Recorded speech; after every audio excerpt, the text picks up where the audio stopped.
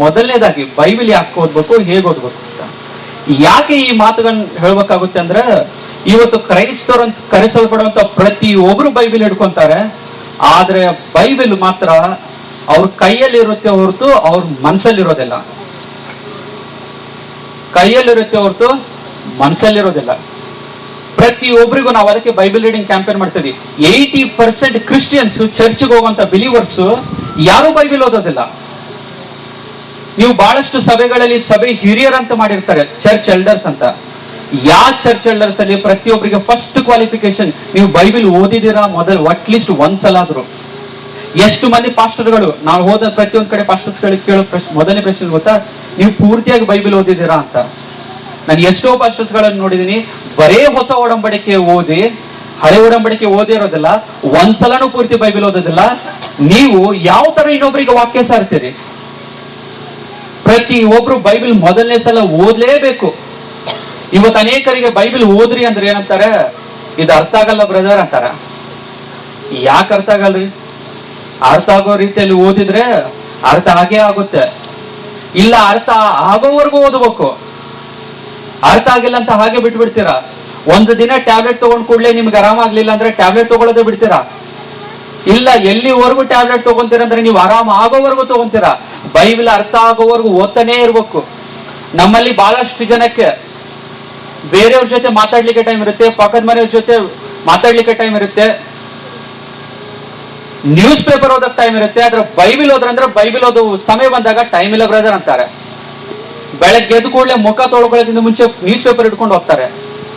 ಆದ್ರೆ ಬೈಬಲ್ ಓದಕ್ ಮಾತ್ರ ಟೈಮ್ ಇಲ್ಲ. ಮತ್ತೆ ಹೇಳ್ಕೊಳ್ಳೋದೇನಂದ್ರೆ ಇವ್ರು ಕ್ರಿಶ್ಚಿಯನ್ಸ್ ಹಂಗ್ ಕರೆಸ್ಕೊಳ್ಳೋದಕ್ಕೆ ದೇವರಿಗೆ ಅವಮಾನ ಆಗುತ್ತೆ, ಇವ್ರ ನನ್ನ ಮಕ್ಕಳಂತ ಹೇಳ್ಕೊಳ್ಳೋದಕ್ಕೆ. ಬೈಬಲ್ ಓದೋದಿಲ್ಲ. ಇವೆಲ್ಲರೂ ಹೇಳೋದೇನಂದ್ರೆ ಅರ್ಥನೇ ಆಗಲ್ಲ ಬ್ರದರ್, ಅರ್ಥ ಆಗ್ಬೇಕು. ಯಾಕಂದ್ರೆ ಯಾಕೆ ವಾಕ್ಯದ ಬಗ್ಗೆ ಇಷ್ಟು ಒತ್ತಾಯ ಕೊಡ್ತೀನಿ ಅಂದ್ರೆ, ಇವತ್ತು ನಿಮ್ಗೆ ಹೇಳಿದ್ಮೇಲೆ ನಿಮ್ಗೆ ಅರ್ಥ ಆಗುತ್ತೆ ಯಾಕೆ ಅಂತ. ಮೊದಲನೇದಾಗಿ ನೋಡೋಣ, ಯಾಕೋಬನ ಬರೆದ ಪತ್ರಿಕೆ 1ನೇ ಅಧ್ಯಾಯ 21ನೇ ವಚನ. ದಯವಿಟ್ಟು ಬೈಬಲ್ ಇದ್ದವ್ರು ಎಲ್ಲರೂ ಬೈಬಲ್ ತೆಗಿರಿ. ನಾನು ಓದೋದನ್ನ ಕೇಳೋದನ್ನ ನೀವು ದಯವಿಟ್ಟು ನೋಡ್ಬೇಕು. ಎಲ್ಲರೂ ತೆಗಿರಿ. ಯಾಕೋಬನ ಬರೆದ ಪತ್ರಿಕೆ 1ನೇ ಅಧ್ಯಾಯ 21ನೇ ವಚನ. ಆದ ಕಾರಣ ಎಲ್ಲಾ ನೀಚತನವನ್ನ, ಎಲ್ಲಾ ದುಷ್ಟತನವನ್ನ ತೆಗೆದುಹಾಕಿ ಮನಸ್ಸಿನೊಳಗೆ ಬೇರೂರಿರುವ ವಾಕ್ಯಕ್ಕೆ ನಮ್ರತೆಯಿಂದ ಎಡೆಗೊಡಿರಿ. ಅದು ನಿಮ್ಮ ಆತ್ಮಗಳನ್ನು ರಕ್ಷಿಸುವುದಕ್ಕೆ ಸಾಮರ್ಥ್ಯವುಳ್ಳದ್ದಾಗಿದೆ. ಸಾಕು. ವಾಕ್ಯಕ್ಕೆ ಏನ್ ಸಾಮರ್ಥ್ಯ ಇದೆ, ಏನ್ ಶಕ್ತಿ ಇದೆ? ನಿಮ್ಮ ಆತ್ಮಗಳನ್ನ ರಕ್ಷಿಸುವ ಶಕ್ತಿ ಎದಕ್ಕಿದೆ? ವಾಕ್ಯಕ್ಕಿದೆ. ನಿಮ್ಮ ಆತ್ಮಗಳು ರಕ್ಷಣೆ ಹೊಂದಬೇಕಾದ್ರೆ ನಿಮ್ಮ ಜೀವನವು ವಾಕ್ಯದ ಮೇಲೆ ಆಧಾರಪಟ್ಟಿರಬೇಕು. ದೇವರ ವಾಕ್ಯವು ನಿಮ್ಮ ಆತ್ಮಗಳನ್ನು ನರಕದಿಂದ, ಪಾಪದಿಂದ, ಸೈತಾನನಿಂದ ತಪ್ಪಿಸಿ ಪರಲೋಕ ಸೇರಿಸೋದಿಕ್ಕೆ ಶಕ್ತಿ ಉಳ್ಳಂತದ್ದು ದೇವರ ವಾಕ್ಯ. ಯಾರು ಈ ವಾಕ್ಯವನ್ನು ಓದ್ತಾರೆ ಅವ್ರ ಆತ್ಮಗಳು ರಕ್ಷಿಸಲ್ಪಡ್ತವೆ. ಯಾರು ಈ ವಾಕ್ಯಗಳನ್ನು ಓದಿ ಅರ್ಥ ಮಾಡಿಕೊಂಡು ಅದರಂತೆ ಜೀವಿಸ್ತಾರೆ ಅವರು ನರಕಕ್ಕೆ ಹೋಗೋದಿಲ್ಲ, ನರಕವನ್ನು ತಪ್ಪಿಸಿಕೊಂಡು ಅವ್ರ ಆತ್ಮಗಳನ್ನ ಈ ವಾಕ್ಯವೇ ಕಾಪಾಡಿ ಅವರನ್ನ ಪರಲೋಕ ರಾಜ್ಯಕ್ಕೆ ಸೇರಿಸುತ್ತೆ. ಅದಕ್ಕೆ ನಾವು ವಾಕ್ಯವನ್ನು ಓದಬೇಕು.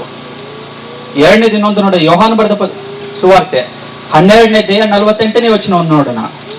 ಯೋಹಾನನ್ ಬರೆದ ಸುವಾರ್ತೆ 12ನೇ ಅಧ್ಯಾಯ 48ನೇ ವಚನ. ನನ್ನನ್ನು ಲಕ್ಷ್ಯ ಮಾಡದೆ, ನನ್ನ ಮಾತುಗಳನ್ನು ಅಂಗೀಕರಿಸದೆ ಇರುವವನಿಗೆ ತೀರ್ಪು ಮಾಡುವಂತದ್ದು ಒಂದು ಅದೇ. ಅದು ಯಾವುದೆಂದರೆ ನಾನು ಆಡಿದ ಮಾತು. ಸಾಕು. ಇನ್ನೊಂದು ಮುಖ್ಯವಾದಂತ ವಿಷಯ ಯಾವುದಂದ್ರೆ, ದೇವರ ವಾಕ್ಯವು ಒಂದು ದಿನ ಪ್ರತಿ ಒಬ್ಬರಿಗೂ ತೀರ್ಪು ತೀರಿಸುತ್ತೆ. ದೇವ್ರ ಮಕ್ಕಳೇ, ನಾವೆಲ್ಲ ಸತ್ ಮೇಲೆ ನ್ಯಾಯ ತೀರ್ಪಿಗೆ ದೇವರ ಮುಂದೆ ಹೋಗಿ ನಿಂತಾಗ ದೇವರು ನಾವು ಪರಲೋಕಕ್ಕೆ ಹೋಗ್ಬೇಕ ನರಕಕ್ಕೆ ಹೋಗ್ಬೇಕಂತ ಹೇಗೆ ತೀರ್ಮಾನ ಮಾಡ್ತಾರೆ ಗೊತ್ತಾ? ನೀವು ಅಂಗಡಿಗೆ ಹೋದ್ರೆ ಏನಾದ್ರು ತಗೋಬೇಕಾದ್ರೆ 1 kg ಅಕ್ಕಿ ಕೊಡ್ರಿ ಅಂದ್ರೆ ಏನ್ ಮಾಡ್ತಾರೆ?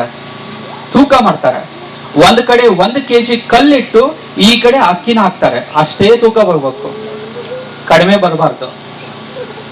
ನಾವು ಸತ್ತು ಪರಲೋಕಕ್ಕೆ ಹೋಗುವಾಗ ನ್ಯಾಯ ತೀರ್ಪಲ್ಲಿ ದೇವರು ನಮ್ಮೆಲ್ಲರನ್ನು ಪರೀಕ್ಷೆ ಮಾಡುವಂತ ಒಂದು ತೂಕ ಯಾವ್ದು ಗೊತ್ತಾ? ವಾಕ್ಯ. ಯಾರ ಜೀವನವು ವಾಕ್ಯದ ಪ್ರಕಾರ ಇರುತ್ತೆ, ಯಾರು ಈ ವಾಕ್ಯವನ್ನ ಓದಿ ಅರ್ಥ ಮಾಡಿಕೊಂಡು ತಿಳ್ಕೊಂಡು ಅದರಂತೆ ಜೀವನ ನಡೆಸಿ ದೇವರ ರಾಜ್ಯದ ಮುಂದೆ ಹೋಗ್ತಾರೋ ಅವರ ಜೀವನವನ್ನು ದೇವರು ನೋಡ್ತಾನೆ. ನೀನು ವಾಕ್ಯದ ಪ್ರಕಾರ ಜೀವಿಸಿದ್ರೋ ಇಲ್ವಾ ಅಂತ. ಈ ವಾಕ್ಯದ ಪ್ರಕಾರ ಬಾಳಿದ್ರೆ ದೇವರು ನಿಮಗೆ ಹೇಳ್ತಾನೆ, ನಿಮಗಾಗಿ ಸಿದ್ಧ ಮಾಡಲ್ಪಟ್ಟಂತ ಪರಲೋಕಕ್ಕೆ ಹೋಗ್ರಿ ಅಂತ. ಯಾರ ಜೀವನ ವಾಕ್ಯದ ಪ್ರಕಾರ ನಡೆದಿರಲಿಲ್ಲವೋ ಅವರೆಲ್ಲರನ್ನ ದೇವರೇನಂತ ಕರೀತಾನೆ ಗೊತ್ತಾ? ಏನಂತ ಕರೀತಾನೆ ಗೊತ್ತಾ? ಮತ್ತಾಯನ ಬರೆದ ಸುವಾರ್ತೆ 7:21 ವಚನ, ಗೆಟ್ ಔಟ್ ಅಂತಾನೆ. ಓದ್ರಿ, ನಾನು ಹೇಳೋದು. ನನ್ನನ್ನು ಸ್ವಾಮಿ ಸ್ವಾಮಿ ಅನ್ನುವವರೆಲ್ಲರೂ, ನನ್ನನ್ನ ಸ್ವಾಮಿ ಸ್ವಾಮಿ ಅನ್ನೋರು ಎಲ್ಲರೂ ಪರಲೋಕ ರಾಜ್ಯದಲ್ಲಿ ಸೇರುವರೆಂದು ನೆನೆಸಬೇಡಿರಿ. ಪರಲೋಕದಲ್ಲಿರುವ ನನ್ನ ತಂದೆಯ ಚಿತ್ತದಂತೆ ನಡೆಯುವವನೇ ಪರಲೋಕ ರಾಜ್ಯಕ್ಕೆ ಸೇರುವನು. ಯಾರು ದೇವರ ರಾಜ್ಯಕ್ಕೆ ಸೇರ್ತಾರಂತೆ, ಯಾರು ದೇವರ ಚಿತ್ತವಾದಂತ ದೇವರ ವಾಕ್ಯದ ಪ್ರಕಾರ ಜೀವಿಸ್ತಾರೆ, ನಡೀತಾರೆ, ಅವರಿಗೆ ಮಾತ್ರ ಪರಲೋಕ ಸಿಗುತ್ತೆ. ನೀವು ದೇವರ ವಾಕ್ಯದ ಪ್ರಕಾರ ಜೀವಿಸ್ತಾ ಇರ್ಲಿಲ್ವಾ, ನಿಮಗೆ ಪರಲೋಕ ಸಿಗಲ್ಲ. ನಿಮಗೆ ದೇವರ ವಾಕ್ಯವು ದೇವರ ಚಿತ್ತವು ಏನಂತ ತಿಳಿಬೇಕಾದ್ರೆ ದೇವರ ವಾಕ್ಯ ಓದಬೇಕು. ನೀವು ಓದ್ಲೇ ಇಲ್ಲ ಅಂದ್ರೆ ನಿಮಗೆ ಹೇಗೆ ಅರ್ಥ ಆಗುತ್ತೆ ಅದರಲ್ಲಿ ಏನಿದೆ ಅಂತ?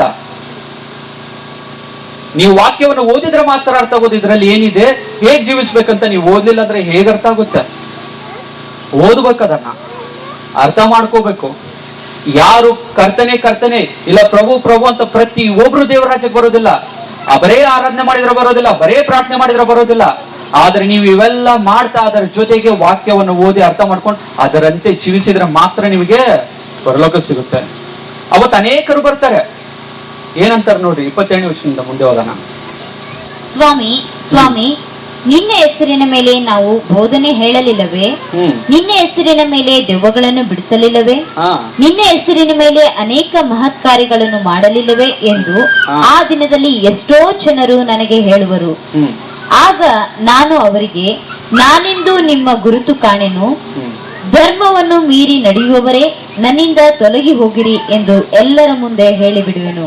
ಇನ್ನೊಂದು ಸಿಂಪಲ್ ವರ್ಡ್ ಹೇಳ್ಬಿಟ್ಟ, ಏನಂದ್ರೆ ಗೆಟ್ ಔಟ್ ಅನ್ಬಿಟ್ಟ.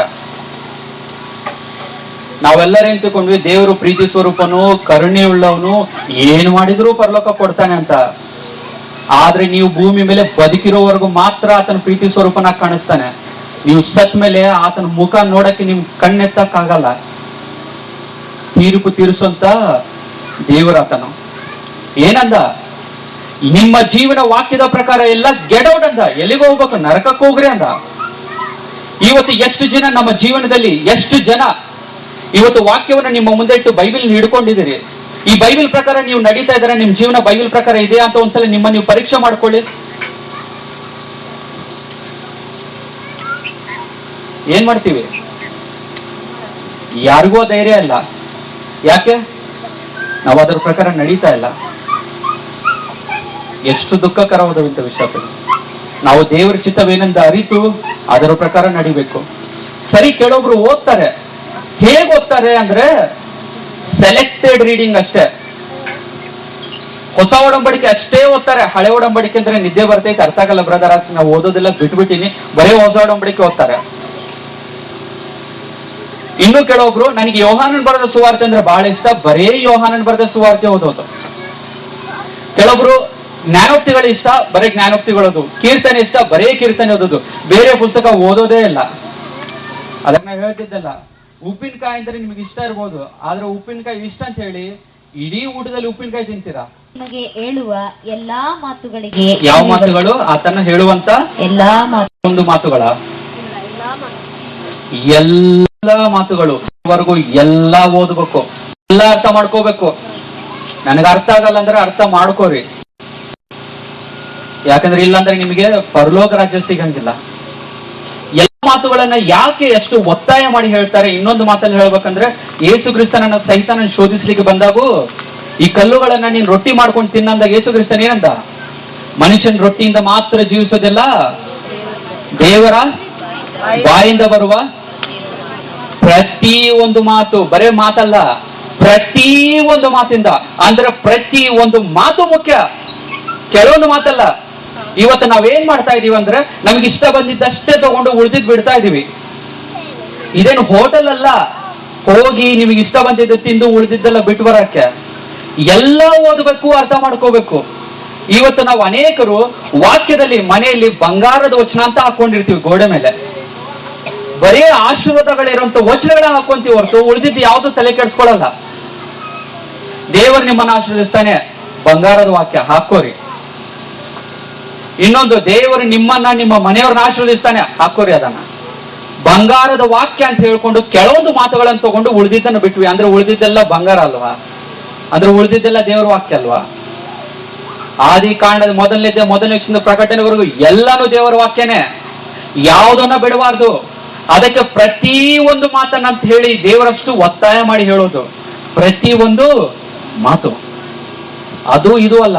ನಿಮ್ಗೊಂದು ಉದಾಹರಣೆ ತೋರಿಸ್ತೀನಿ. ಇವತ್ತು ನಮ್ಮಲ್ಲಿ ಅನೇಕರು, ನಿಮಗೆ ದುಃಖ ಆದ್ರೂ ಪರವಾಗಿಲ್ಲ, ನನಗೆ ಬೈಕೊಂಡ್ರೂ ಪರವಾಗಿಲ್ಲ, ಯಾಕಂದ್ರೆ ಮುಂದೆ ಕ್ಲಾಸಿಲ್ಲ ನೀವು ಬರಲಿಲ್ಲ ಅಂದ್ರೆ ನನಗೆ ಚಿಂತೆ ಇಲ್ಲ. ನಾವೇನ್ ಮಾಡ್ತೀವಿ ಅಂದ್ರೆ ನಮ್ಗೆ ಇಷ್ಟ ಬಂದಿದ್ದಷ್ಟೇ ತಗೊಂಡು ಉಳಿದಿದ್ ಬಿಡ್ತೀವಿ.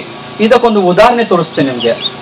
ಧರ್ಮೋಪದೇಶ ಕಾಂಡ 28ನೇ ಅಧ್ಯಾಯ. ಧರ್ಮೋಪದೇಶ ಕಾಂಡ 28ನೇ ಅಧ್ಯಾಯ 3ನೇ ವಚನದಿಂದ. ನಿಮಗೆ, ಎಲ್ಲರೂ ಚೆನ್ನಾಗಿ ಕೇಳ್ರಿ. ನಿಮಗೆ ಊರಲ್ಲಿಯೂ ಅಡವಿಯಲ್ಲಿಯೂ ಶುಭ ಉಂಟಾಗುವುದು. ಏನುಂಟಾಗುತ್ತೆ? ಶುಭ ಉಂಟಾಗುವುದು. ಹಲ್ಲೆಲೂಯ. ಹಲ್ಲೆಲೂಯ. ಏನುಂಟಾಗುತ್ತೆ? ಯಾರಿಗೆ? ಖುಷಿ ಇದೆ ಇಲ್ಲ? ಶುಭ ಉಂಟಾಗಿದೆ ಅಂದ್ರೆ ನಿಮಗೆ ಸಂತೋಷ ಅಲ್ವಾ? ದುಃಖ ಇದೆಯಾ?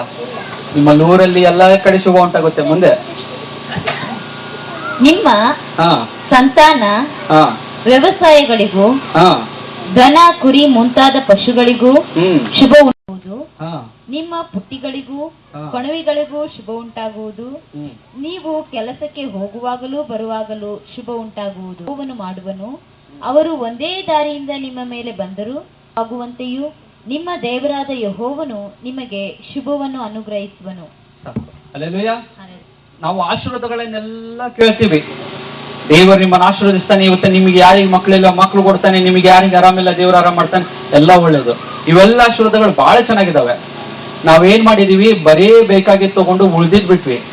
ಯಾವ್ದು ಇಂಪಾರ್ಟೆಂಟ್ ಗೊತ್ತಾ? ಇಂಪಾರ್ಟೆಂಟು? ಮೊದಲನೇ ವಚನದಿಂದ ಈಗ ಗೊತ್ತ್ರಿ.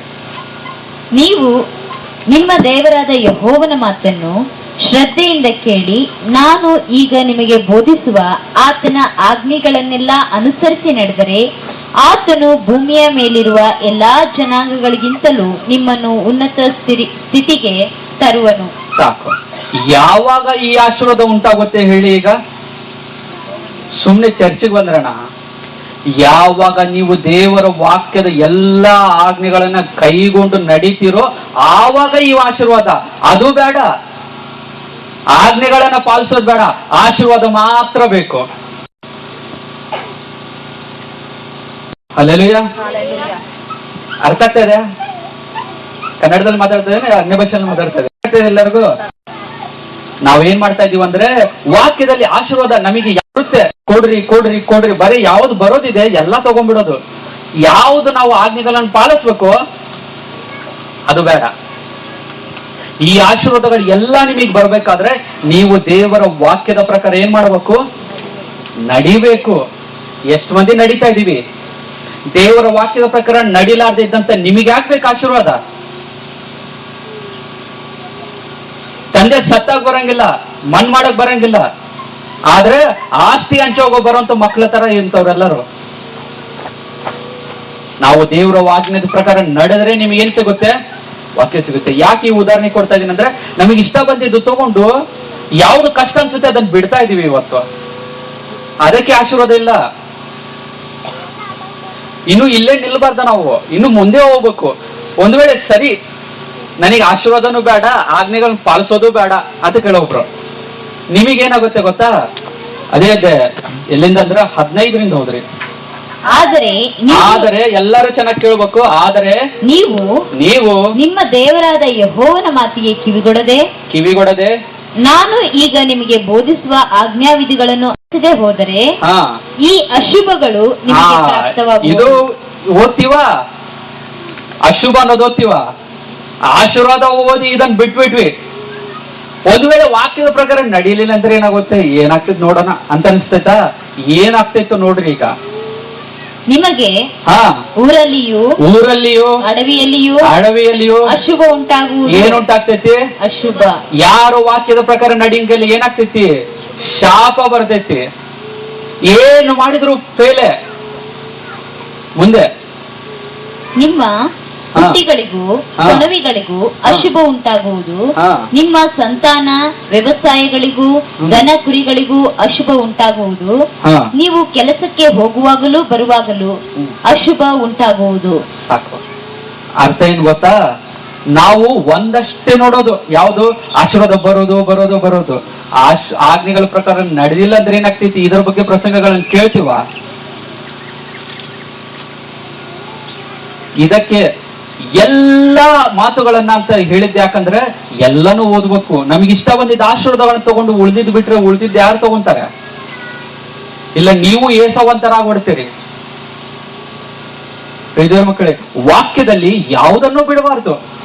ಅದು ಒಳ್ಳೇದು ಹೇಳುತ್ತಾ ಕೇಳಿ, ಕೆಟ್ಟದ್ದು ಹೇಳಿದಾಗೂ ನೀವು ಅದನ್ನು ಓದ್ಬೇಕು. ನಾವು ಆಶೀರ್ವಾದಗಳು ಬರ್ತಾವಂದ್ರೆ ಓದ್ತೀವಿ, ಆಜ್ಞೆಗಳ ಪ್ರಕಾರ ನಡೀತೀವಿ. ನಡೆದಿಲ್ಲ ಅಂದ್ರೆ ಆಗುವಂತ ಶಾಪಗಳನ್ನು ಬೈಬಲ್ ಬರೆಸ್ತಾ ಇದೆ. ಸೊ ವಾಕ್ಯದಲ್ಲಿ ಯಾವುದೂ ತೆಗೆಯುವಂಥದ್ದಿಲ್ಲ. ಪ್ರತಿ ಒಂದು ವಾಕ್ಯವು ಬಹಳ ಮುಖ್ಯ. ದಯವಿಟ್ಟು ನೀವು ಗಮನ ಕೊಟ್ಟು ಮನಸ್ಸಿಂದ ಓದಬೇಕು, ಕೇಳಬೇಕು, ಅದರಂತೆ ನಡಿಬೇಕು. ಅಲ್ಲೆಲೂಯಾ. ಓದ್ತಿರೋ ಬೈಬಲ್ ಇವತ್ತಿಂದಾದ್ರು? ಇದರಲ್ಲಿ ಏನಿದೆ? ಇವತ್ತು ಬಹಳಷ್ಟು ಜನ ಓದ್ದವ್ರಿಲ್ಲ ನಮ್ಮಲ್ಲಿ. ಯಾರನ್ನಾದ್ರೂ ನೀವು ಮರ್ಡರ್ ಮಾಡಿ ಬಂದು ಮನೇಲಿ ಕುಂತಿರ್ತೀರ, ಪೊಲೀಸರು ಬಂದು ಹಿಡ್ಕೊಂತಾರೆ. ನೀನ್ ಮರ್ಡರ್ ಮಾಡಿದ್ಯಾ, ಬಾ ನಿನಗೆ ಪೊಲೀಸ್ ಸ್ಟೇಷನ್ಗೆ ಹೋಗೋಣ ಅಂದ್ರೆ ಪೊಲೀಸರೇ ನನಗೆ ಮರ್ಡರ್ ಮಾಡೋದು ತಪ್ಪಂತ ನನಗೆ ಗೊತ್ತೇ ಇಲ್ಲ. ಪೊಲೀಸರು ಸುಮ್ಮನೆ ಇರ್ತಾರ? ಮಾಡಿದ್ರೆ ಶಿಕ್ಷೆಗೆ ಹೋಗ್ಬೇಕು. ನಾನು ಓದ್ಲಿಲ್ಲ, ನನಗೆ ಗೊತ್ತಿಲ್ಲ ಮರ್ಡರ್ ಮಾಡಿರೋ ತಪ್ಪಂತ ನನಗೆ ಸುಮ್ಮನೆ ಇರ್ತಾರ. ತಿಳ್ಕೊಳ್ಳದೆ ಇರೋದು ಯಾರು ತಪ್ಪು? ನಿಮ್ದೆ. ನೀವು ಪರಲೋಕಕ್ಕೆ ಹೋಗಿ ದೇವ್ರಿ ಇದೆಲ್ಲ ಮಾಡ್ಬೇಕಂತ ನನಗೆ ಗೊತ್ತಿರ್ಲಿಲ್ಲ ಅಂದ್ರೆ ಓಕೆ ಪರವಾಗಿಲ್ಲ ಅಂತಾರ ತಿಳ್ಕೊಂಡಿದ್ದೀರ? ತಿಳ್ಕೊಳ್ಳದೆ ಇರೋದು ನಿಮ್ ತಪ್ಪು. ಹೋಗ್ಬೇಕಂತಾನೆ. ಅರ್ಥ ಆಯ್ತಾ? ನೀವು ಆ ಕಡೆ ಇಲ್ಲ, ಈ ಕಡೆ ಇಲ್ಲ. ಎಷ್ಟು ಸೀರಿಯಸ್ ಆಗಿ ನೋಡಿ. ಅರ್ಥ ಆಗ್ತಾ ಇದೆಯಾ? ಸರಿ, ಈಗ ಮುಖ್ಯ ಟಾಪಿಕ್ ಯಾವ್ದಂದ್ರೆ ಬೈಬಲ್ ಹೇಗೆ ಓದ್ಬೇಕು. ಬಹಳಷ್ಟು ಜನ ನಮ್ಮಲ್ಲಿ ಅನ್ನೋದ್ರಿಗೆ ಹೇಗೆ ಓದ್ಬೇಕು ಅನ್ನೋದ್ರ ಬಗ್ಗೆ 3 ಮುಖ್ಯವಾದಂತ ವಿಷಯಗಳನ್ನು ನಿಮ್ಗೆ ತಿಳಿಸ್ತೀನಿ. ಅದರಲ್ಲಿ ನೋಡೋಣ. ಯೆಶಾಯನ ಬರೆದ ಗ್ರಂಥ. ಎಲ್ಲರೂ ದಯವಿಟ್ಟು ಬೈಬಲ್ ತೆಗಿರಿ. ಯೆಶಾಯನ ಬರೆದ ಗ್ರಂಥ 28ನೇ ಅಧ್ಯಾಯ 10ನೇ ವಚನ. ಆಜ್ಞೆಯ ಮೇಲೆ ಆಜ್ಞೆ. ಎಲ್ಲರೂ ಚೆನ್ನಾಗಿ ಬೈಬಲ್ ತೆಗೀರಿ ದಯವಿಟ್ಟು. ಬೈಬಲ್ ಯಾರ ಕಡೆ ಇಲ್ಲ, ಪಕ್ಕದವ್ರ ಕಡೆ ಯಾರ ಕಡೆ ಬೈಬಲ್ ಐತೆ ಬೈಬಲ್ ನೋಡ್ರಿ ದಯವಿಟ್ಟು. ಆಜ್ಞೆಯ ಮೇಲೆ ಆಜ್ಞೆ. ಆಜ್ಞೆಯ ಮೇಲೆ ಆಜ್ಞೆ. ಸೂತ್ರದ ಮೇಲೆ ಸೂತ್ರ. ಸೂತ್ರದ ಮೇಲೆ ಸೂತ್ರ. ಇಲ್ಲಿ ಸ್ವಲ್ಪ ಅಲ್ಲಿ ಸ್ವಲ್ಪ ಪ್ರಕಟಿಸುತ್ತಾನಲ್ಲ. ಇಲ್ಲಿ ಸ್ವಲ್ಪ, ಇಲ್ಲಿ ಸ್ವಲ್ಪ, ಅಲ್ಲಿ ಸ್ವಲ್ಪ. ಹಳೆಯ ಒಡಂಬಡಿಕೆಯಲ್ಲಿ ಸ್ವಲ್ಪ, ಹೊಸ ಒಡಂಬಡಿಕೆಯಲ್ಲಿ ಸ್ವಲ್ಪ. ಕೀರ್ತನೆಯಲ್ಲಿ ಸ್ವಲ್ಪ, ಪ್ರಕಟಣೆಯಲ್ಲಿ ಸ್ವಲ್ಪ. ಆದಿಕಾಂಡದಲ್ಲಿ ಸ್ವಲ್ಪ, ಧರ್ಮೋಪದೇಶ ಕಾಂಡದಲ್ಲಿ ಸ್ವಲ್ಪ. ಹೋಶೇನ್ ಬರೆದ ಗ್ರಂಥದಲ್ಲಿ ಸ್ವಲ್ಪ, ಆಮೋಸನ ಬರೆದ ಗ್ರಂಥದಲ್ಲಿ ಸ್ವಲ್ಪ. ಎಲ್ಲೆಲ್ಲಿ ಸ್ವಲ್ಪ ಇದೆ? ಅಲ್ಲಿ ಸ್ವಲ್ಪ, ಇಲ್ಲಿ ಸ್ವಲ್ಪ. ಎಲ್ಲ ಸ್ವಲ್ಪ ನಾವು ಹುಡುಕಿ ಜೋಡಿಸಿದ್ರೆ ವಾಕ್ಯ ಅರ್ಥ ಆಗುತ್ತೆ. ಹುಡುಕ್ಬೇಕು, ಅದನ್ನ ಓದಿ ಹುಡುಕ್ಬೇಕು. ಬಹಳ ಕಷ್ಟಪಡ್ಬೇಕು. ಸಿಂಪಲ್ ಆಗಿ ಸಿಗುವಂತದ್ದಲ್ಲ ಇದು. ಮ್ಯಾಗಿ ಎಲ್ಲ ತಗೊಂಡ್ ಬಂದು ಬಿಸಿನೀರೆಲ್ಲ ಹಾಕಿದ ಕೂಡಲೇ ತಿನ್ನಕ್ಕೆ. ಅಡಿಗೆ ಇದನ್ನ ಮಾಡ್ಲಿಕ್ಕೆ ಎಷ್ಟು ಕಷ್ಟಪಟ್ರು ಮಾದೇಪ ಅಷ್ಟಿಗೆ ಗೊತ್ತು. ಎಷ್ಟೋ ಕಷ್ಟಪಟ್ಟು ಅಲ್ಲಿ ಸ್ವಲ್ಪ, ತರಕಾರಿ ಸ್ವಲ್ಪ, ರೈಸ್ ಸ್ವಲ್ಪ, ಚಿಕನ್ ಸ್ವಲ್ಪ ಎಲ್ಲ ಕೂಡಿಸಿ ಮಿಕ್ಸ್ ಮಾಡಿ ಕರೆಕ್ಟ್ ಆಗಿ ಸೇರಿಸಿದ್ರೆ ಬರ್ತೈತೆ ಅದು, ಇಲ್ಲಾಂದ್ರೆ ಬರ್ತೈತ? ವಾಕ್ಯ ಹೇಳುತ್ತೆ ಅಲ್ಲಿ ಸ್ವಲ್ಪ, ಇಲ್ಲಿ ಸ್ವಲ್ಪ. ಅಂದ್ರೆ ವಾಕ್ಯ ಅನ್ನೋದು ಒಂದೇ ಕಡೆ ಬರೆದಿಲ್ಲ, ಎಲ್ಲಾ ಕಡೆನೂ ದೇವರು ಬರ್ತಿದ್ದಾನೆ. ನಾವೇನ್ ಮಾಡ್ಬೇಕಂದ್ರೆ ಎಲ್ಲಾ ನಾವು ಹುಡುಕಿ ಜೋಡಿಸಿದ್ರೆ ನಮ್ಗೆ ಕರೆಕ್ಟ್ ಆಗಿ ಅರ್ಥ ಆಗುತ್ತೆ. ಇದಕ್ಕೊಂದು ಉದಾಹರಣೆ ತೋರಿಸ್ತೀನಿ. ನಾವು ಒಂದ್ಸಲ ಅಪೊಸ್ತಲ ಕೃತ್ಯಗಳು 2ನೇ ಅಧ್ಯಾಯ ನೋಡೋಣ. ಅಪೊಸ್ತಲ ಕೃತ್ಯಗಳು 2ನೇ ಅಧ್ಯಾಯ 21ನೇ ವಚನ. ಅಪೊಸ್ತಲ ಕೃತ್ಯಗಳು 2ನೇ ಅಧ್ಯಾಯ 21ನೇ ವಚನ. ಆದರೂ ಕರ್ತನ ನಾಮವನ್ನು ಹೇಳಿಕೊಳ್ಳುವವರೆಲ್ಲರಿಗೆ ರಕ್ಷಣೆಯಾಗುವುದೆಂದು. ಸಾಕು. ಏನಾಗುತ್ತೆ? ಕರ್ತನ ನಾಮವನ್ನು ಹೇಳಿಕೊಳ್ಳುವಂತ ಪ್ರತಿ ಒಬ್ಬರಿಗೆ ಏನಾಗುತ್ತೆ? ರಕ್ಷಣೆ. ಹೇಗಾಗುತ್ತೆ? ಈಗ ರಕ್ಷಣೆ ಹೇಗಾಗುತ್ತೆ? ಕರ್ತನ ನಾಮವನ್ನು ಹೇಳಿದರೆ ರಕ್ಷಣೆ ಆಗುತ್ತೆ. ಇಲ್ಲಿ ಒಂದೇ ವಚನ ಹಿಡ್ಕೊಂಡು ನಾನ್ ಕರ್ತನ ನಾಮದವನ್ನು ಹೇಳ್ತೇನೆ, ನಾನು ಪರಲೋಕಕ್ಕೆ ಹೋಗ್ತೀನಿ ಅಂದ್ರೆ ಆಗುತ್ತಾ? ಇದು ಸ್ವಲ್ಪ ಮಾತ್ರ. 16ನೇ ಅಧ್ಯಾಯಕ್ಕೆ ಹೋಗೋಣ ಈಗ. ಅದೇ ಅಪೊಸ್ತಲ ಕೃತ್ಯಗಳು 16ನೇ ಅಧ್ಯಾಯ 30ನೇ ವಚನದಿಂದ. ಅಪೊಸ್ತಲ ಕೃತ್ಯಗಳು 16:30. ಮತ್ತು ಅವನನ್ನು ಹೊರಕ್ಕೆ ಕರ್ಕೊಂಡು ಹೋಗಿ, ಸ್ವಾಮಿಗಳೇ, ನಾನು ರಕ್ಷಣೆ ಹೊಂದುವುದಕ್ಕೆ ಏನು ಮಾಡಬೇಕು ಎಂದು ಕೇಳಲು ಅವರು, ಕರ್ತನಾದ ಯೇಸುವಿನ ಮೇಲೆ ನಂಬಿಕೆ ಇಡು. ಏನ್ ಮಾಡ್ಬೇಕಂತೆ? ಒಂದು ಕಡೆ ಏನಂತ ನೋಡಿದ್ವಿ ಮೊದ್ಲು? ಕರ್ತನ ನಾಮ ಹೇಳ್ಕೊಡ್ರಿ ರಕ್ಷಣೆ ಗೊತ್ತಂತೆ. ಇಲ್ಲಿ ಇನ್ನೊಂದು ಮಾತು ಹೇಳ್ತಾನೆ, ಕರ್ತನ ಮೇಲೆ ಏನ್ ಇಡ್ಬೇಕು? ನಂಬಿಕೆ ಇಟ್ಟು ಆವಾಗ ನಿನಗೇನಾಗುತ್ತೆ? ಹಲ್ಲೆಲೂಯ. ಈಗ ನಂಬಿಕೆ ಇಟ್ಟರೆ ರಕ್ಷಣೆ ಆಗುತ್ತಾ, ಇಲ್ಲ ಕರ್ತನ ನಾಮವನ್ನು ಹೇಳ್ಕೊಂಡ್ರೆ ರಕ್ಷಣೆ ಆಗುತ್ತಾ? ಎರಡೂ ಮಾಡಿದರೆ ರಕ್ಷಣೆ ಆಗುತ್ತೆ. ಅಂದ್ರೆ ಕರ್ತನ ನಾಮವನ್ನು ಹೇಳಬೇಕು, ನೀವು ಹೇಳುವಂತ ಆ ಕರ್ತನ ಮೇಲೆ ನಿಮಗೆ ನಂಬಿಕೆನೂ ಇರಬೇಕು. ಅಲ್ಲಿ ಸ್ವಲ್ಪ 3ನೇ ಅಧ್ಯಾಯದಲ್ಲಿ ಸ್ವಲ್ಪ, 16ನೇ ಅಧ್ಯಾಯದಲ್ಲಿ ಸ್ವಲ್ಪ, ಇನ್ನೂ ಸ್ವಲ್ಪ ಇದೆ. ಅದು ಯಾವ್ದಂದ್ರೆ ರೋಮಪುರದವರು ಬರೆದ ಪತ್ರಿಕೆ 10ನೇ ಅಧ್ಯಾಯ 9ನೇ ವಚನ. ಏನಂತ ನಂಬಬೇಕು? ಒಂದ್ ಕಡೆ ಏನಾದ್ರೆ ಕರ್ತನ ನಾಮವನ್ನು ಹೇಳ್ಕೊಳ್ಳೋನಿಗೆ ರಕ್ಷಣೆ ಆಗುತ್ತೆ, 2 ಕರ್ತನ ನಾಮ ಮೇಲೆ ವಿಶ್ವಾಸ ಇಡೋರಿಗೆ ರಕ್ಷಣೆ ಆಗುತ್ತೆ. ಏನಂತ ನಂಬಿಕೆ ಇಡಬೇಕು? ಅದೇನೆಂದರೆ ನೀನು ಯೇಸುವನ್ನೇ ಕರ್ತನೆಂದು. ಏನಂತ ನಂಬಬೇಕಂದ್ರೆ ಯೇಸುವೇ ಕರ್ತನೆಂದು ಬಾಯಿಂದ ಅರಿಕೆ ಮಾಡಿಕೊಂಡು. ಏನ್ ಮಾಡ್ಬೇಕು? ನಂಬಿ ಬಾಯಿಂದ ಅರಿಕೆ ಮಾಡಿ ದೇವರು ಆತನನ್ನು ಸತ್ತವರೊಳಗಿಂದ ಎಬ್ಬಿಸಿದನೆಂದು ಹೃದಯದಿಂದ ನಂಬಿದರೆ ನಿನಗೆ ರಕ್ಷಣೆಯಾಗುವುದು ಎಂಬುದೇ. ನೋಡಿದ್ರ, ರಕ್ಷಣೆ ಅಂದ್ರೆ ಒಂದೇ ಹಿಡ್ಕೊಂಡ್ರೆ ಆಗ್ತಿತ್ತ? ಕರ್ತನ ನಾಮವನ್ನು ಹೇಳ್ಕೋಬೇಕು, ಆತನ ಮೇಲೆ ನಂಬಿಕೆ ಇಡಬೇಕು, ಆತನ ಬಾಯಿಂದ ಅರಿಕೆನೂ ಮಾಡಬೇಕು, ಆವಾಗ ರಕ್ಷಣೆ ಬರುತ್ತೆ. ಅಷ್ಟೇನಾ? ಆ ಕಡೆ ಎಲ್ಲೋ ನೋಡ್ತೀನಿ, ನನ್ ಕಡೆ ನೋಡ್ರಿ. ಅಷ್ಟೇನಾ? ಇಲ್ಲ. ಮತ್ತೆ ಅಪೊಸ್ತಲ ಕೃತ್ಯಗಳ ಕಡೆಗೆ ವಾಪಸ್ ಬರೋಣ. ಅಪೊಸ್ತಲ ಕೃತ್ಯಗಳು 3ನೇ ಅಧ್ಯಾಯ 19ನೇ ವಚನ. ಆದುದರಿಂದ ದೇವರು ನಿಮ್ಮ ಪಾಪಗಳನ್ನು ಅಳಿಸಿ ಬಿಡುವ ಹಾಗೆ ನೀವು ಪಶ್ಚಾತ್ತಾಪ ಪಟ್ಟು. ಏನ್ ಮಾಡಬೇಕು? ಪಶ್ಚಾತ್ತಾಪ ಪಟ್ಟು ಆತನ ಕಡೆಗೆ ತಿರುಗಿಕೊಳ್ಳಿರಿ. ತಿರುಗಿದರೆ ದೇವರ ಸನ್ನಿಧಾನದಿಂದ ವಿಶ್ರಾಂತಿ ಕಾಲಗಳು ಒದಗಿ ಆತನು ನಿಮಗೆ ನೇಮಕವಾಗಿರುವ ಕ್ರಿಸ್ತನಾದ ಯೇಸುವನ್ನು ಕಳಿಸಿಕೊಡುವನು. ಸಾಕು. ಏನ್ ಮಾಡ್ಬೇಕು ಮುಂದೆ? ಬರೀ ನಂಬಿದ್ರೆ ಸಾಕ? ಪಶ್ಚಾತ್ತಾಪ ಪಡ್ಬೇಕು. ನಾವೆಲ್ಲರೂ ನಾವು ಪಾಪಿಗಳೆಂದು, ನಾವು ಮಾಡಿದಂತ ಪಾಪಗಳಿಗಾಗಿ ಕ್ರಿಸ್ತನು ಶಿಲುಬೆ ಮೇಲೆ ತನ್ನ ಪ್ರಾಣ ಅರ್ಪಿಸಿದ್ದಾನೆ ಅಂತ ಹೇಳಿ ನಾವು ನಮ್ಮ ಪಾಪಗಳಿಗಾಗಿ ಪಶ್ಚಾತ್ತಾಪ ಪಟ್ಟು, ದುಃಖ ಪಟ್ಟು, ಪಾಪಗಳನ್ನ ಬಿಟ್ಟು ಯೇಸುವಿನ ಕಡೆ ಬಂದು ಪಶ್ಚಾತ್ತಾಪದಿಂದ ಬೇಡಿಕೊಂಡು ನಮ್ಮ ಪಾಪಗಳಿಂದ ಬಿಡುಗಡೆ ಆಗಿ ಪರಿಶುದ್ಧವಾಗಿ ಜೀವಿಸಬೇಕು. ಆವಾಗ ರಕ್ಷಣೆ ಆಗುತ್ತೆ. ನೀವು ಯೇಸುವನ್ನು ನಂಬಿದ್ರೆ ಅಷ್ಟೇ ರಕ್ಷಣೆ ಅಲ್ಲ, ನಿಮ್ಮ ನಂಬಿ ನೀವು ಪಾಪಗಳನ್ನು ಬಿಡಲಿಲ್ಲ ಅಂದ್ರೆ ನಿಮ್ಗೆ ರಕ್ಷಣೆ ಆಗ್ಲಿಲ್ಲ. ಯೇಸುವನ್ನ ನಂಬಿದ್ರಷ್ಟೇ, ಯೇಸುವೇ ದೇವರು, ಯೇಸುವೇ ಒಬ್ಬನೇ ದೇವರು ಅಂತ ನಂಬಿದ್ರಷ್ಟೇ ರಕ್ಷಣೆ ಅಲ್ಲ. ನೀವು ನಿಮ್ಮ ಪಾಪಗಳನ್ನು ಬಿಡಬೇಕು. ನೀವು ಸುಳ್ಳು ಹೇಳುವುದನ್ನು ಬಿಡಬೇಕು, ವ್ಯಭಿಚಾರ ಮಾಡುವುದನ್ನು ಬಿಡಬೇಕು, ಕೆಟ್ಟತನವನ್ನು ಬಿಡಬೇಕು, ದ್ವೇಷ ಮಾಡುವುದನ್ನು ಬಿಡಬೇಕು, ಕಳ್ಳತನ ಮಾಡೋದನ್ನ ಬಿಡಬೇಕು. ಇವೆಲ್ಲ ಬಿಟ್ರೇನೆ ನಿಮಗೆ ರಕ್ಷಣೆ ಆಗೋದು. ಬರೀ ನಂಬಿದ್ರಷ್ಟೇ ಅಲ್ಲ. ನಾನು ನಂಬ್ತೀನಿ ದೇವರಿಗೆ ಅಂದ್ರೆ ಅಷ್ಟೇ ರಕ್ಷಣೆ ಅಲ್ಲ, ನಿಮ್ಮ ಪಾಪಗಳನ್ನ ಬಿಟ್ಬಿಡ್ರಿ ಇವತ್ತು. ಅದು ಯಾವುದೇ ಇರಲಿ. ಇವತ್ತು ಎಷ್ಟೋ ಜನಕ್ಕೆ ಕೇಳ್ತಾರೆ, ನೀವು ರಕ್ಷಣೆ ಹೊಂದಿದ್ದೀರಾ ಬ್ರದರ್ ಅಂದ್ರೆ, ಹೌದು ಬ್ರದರ್ ರಕ್ಷಣೆ ಹೊಂದಿದ್ದೀನಿ ಅಂತಾರೆ. ಎಲ್ಲರಲ್ಲೇ ನಿಲ್ಲಿಸ್ತಾರೆ. ನಾನ್ ಕೇಳುವಂತ ಪ್ರಶ್ನೆ ಏನ್ ಗೊತ್ತಾ? ನೀವು ರಕ್ಷಣೆ ಹೊಂದಿದ್ದೀರಾ? ನೀವೆಲ್ಲ ರಕ್ಷಣೆ ಹೊಂದಿದ್ದೀರಾ ಇಲ್ವಾ? ಈಗ ಡೌಟ್ ಬರ್ಬೇಕು ಎಲ್ಲರಿಗೂ. ಹೊಂದಿದ್ದೀನಿ ಅಂತಾರೆ. ಈಗ ಒಂದು ಪ್ರಶ್ನೆ ಕೇಳಲಿ, ನೀವು ಪಾಪದಿಂದ ರಕ್ಷಣೆ ಹೊಂದಿದ್ದೀರಾ? ಸಿಟ್ಟಿನಿಂದ ರಕ್ಷಣೆ ಹೊಂದಿದ್ದೀರಾ? ನಿಮ್ಮ ಮನಸ್ಸಲ್ಲಿರುವಂತಹ ಹೊಟ್ಟೆ ಕಿಚ್ಚಿಂದ ರಕ್ಷಣೆ ಹೊಂದಿದ್ದೀರಾ? ದ್ವೇಷದಿಂದ ರಕ್ಷಣೆ ಹೊಂದಿದ್ದೀರಾ? ಮೋಹ ದೃಷ್ಟಿಯಿಂದ ರಕ್ಷಣೆ ಹೊಂದಿದ್ದೀರಾ? ಬೇರೆಯವರನ್ನ ಬೈಯೋದು ಅದರಿಂದ ರಕ್ಷಣೆ ಹೊಂದಿದ್ದೀರಾ? ಈಗ ಡೌಟ್ ಬರ್ತೈತೆ ನಿಮಗೆ. ನೋಡಿದ್ದೀರಾ? ರಕ್ಷಣೆ ಅಂದ್ರೆ ಬರೀ ಕ್ರಿಸ್ತನ ಮೇಲೆ ನಂಬಿಕೆ ಇಡೋದಲ್ಲ, ನಿಮ್ಮ ಪಾಪಗಳನ್ನ ಬಿಡಬೇಕು. ಬಿಡ್ಲಿಲ್ಲ ಅಂದ್ರೆ ದಯವಿಟ್ಟು ನಿಮಗೆ ಕೇಳ್ಕೊಂತ ಕ್ರಿಸ್ತನ ಹೆಸರಲ್ಲಿ ನಿಮಗೆ ಪರಲೋಕ ಸಿಗಲ್ಲ. ದಯವಿಟ್ಟು ಬಿಟ್ಬಿಡಿ. ನಾವು ಎಷ್ಟೋ ಪ್ರಸಂಗಗಳನ್ನು ಕೇಳ್ತೀವಿ ಆಶೀರ್ವಾದಗಳ ಬಗ್ಗೆ, ಆದ್ರೆ ಪರಿಶುದ್ಧವಾಗಿ ಇರಬೇಕು ಅನ್ನೋದ್ರ ಬಗ್ಗೆ ಎಷ್ಟು ಪ್ರಸಂಗಗಳನ್ನು ಕೇಳ್ತಾ ಇದೀವಿ. ಪ್ರತಿ ಕ್ರೈಸ್ತವನು ಪರಿಶುದ್ಧವಾಗಿರ್ಬೇಕು. ಒಂದು ಮೀನ ನೀರಿಗಾಗಿ ಹೇಗ್ ಸಾಯ್ತಾಯ್ತೋ, ಪ್ರತಿ ಕ್ರೈಸ್ತವನು ಪರಿಶುದ್ಧವಾಗಿರ್ಲಿಕ್ಕೆ ಹಾಗೆ ಸಾಯ್ಬೇಕು. ಪರಿಶುದ್ಧವಾಗಿ ನಾವು ಜೀವಿಸಬೇಕು. ನಮ್ಮ ಆಲೋಚನೆಗಳು ಪರಿಶುದ್ಧವಾಗಿರ್ಬೇಕು, ನಮ್ಮ ಮಾತುಗಳು ಪರಿಶುದ್ಧವಾಗಿರ್ಬೇಕು, ನಾವು ಮಾಡುವಂತ ಪ್ರತಿಯೊಂದು ಕೆಲಸಗಳು ಪರಿಶುದ್ಧವಾಗಿರ್ಬೇಕು. ಯಾವುದರಲ್ಲಿ ಪಾಪ ಇರುತ್ತೆ ಅದನ್ನ ಮಾಡೋದ್ರಿಂದ ನಿಮಗೆ ಲಾಭ ಆದ್ರೂ ಪರವಾಗಿಲ್ಲ, ಬಿಟ್ಬಿಡಿ ಅದನ್ನ, ಬೇಡ. ಪಾಪದಿಂದ ನಮ್ಮ ಮನಸ್ಸು ಮಾಲಿನ್ಯಗೊಳ್ಳೋದು ಬೇಡ. ಪಾಪಗಳನ್ನು ಬಿಟ್ಟು ಬಿಡಬೇಕು. ನೀವು ಪಾಪಗಳನ್ನು ಬಿಟ್ಟು ಪಶ್ಚಾತ್ತಾಪ ಪಡಲಿಲ್ಲ ಅಂದ್ರೆ ರಕ್ಷಣೆ ಆಗಲ್ಲ. ದಯವಿಟ್ಟು ಮನಸ್ಸಲ್ಲಿ ಇಟ್ಕೊಳ್ಳಿ. ಇವತ್ತು ಅನೇಕರು ಯೇಸುವೇ ನಿಜವಾದಂತ ದೇವರು ನಂಬಿದ್ರೆ ಆಗ್ಬಿಡುತ್ತೆ ಅಂತಿಕೊಂಡಿದ್ದಾರೆ. ಅಲ್ಲ, ನೀವು ಪಾಪಗಳನ್ನು ಬಿಡಲಿಲ್ಲ ಅಂದ್ರೆ ಹೇಗೆ ರಕ್ಷಣೆ ಆಗುತ್ತೆ ನಿಮಗೆ? ಯಾರು ಕೊಡ್ತಾರೆ ನಿಮ್ಗೆ ರಕ್ಷಣೆ? ರಕ್ಷಣೆ ಅಂದ್ರೆ ಕರ್ತ ನಾವು ಹೆಸರನ್ನು ಹೇಳ್ಕೊಡ್ಬೇಕು, 2 ನಂಬಬೇಕು, ಅರಿಕೆ ಮಾಡಬೇಕು, ಪಶ್ಚಾತ್ತಾಪ ಪಡಬೇಕು. ಆವಾಗ ರಕ್ಷಣೆ ಆಗುತ್ತೆ. ಅಲ್ಲೇ ನಿಂತೇತಾ? ಮುಂದೆ ಇದೆ.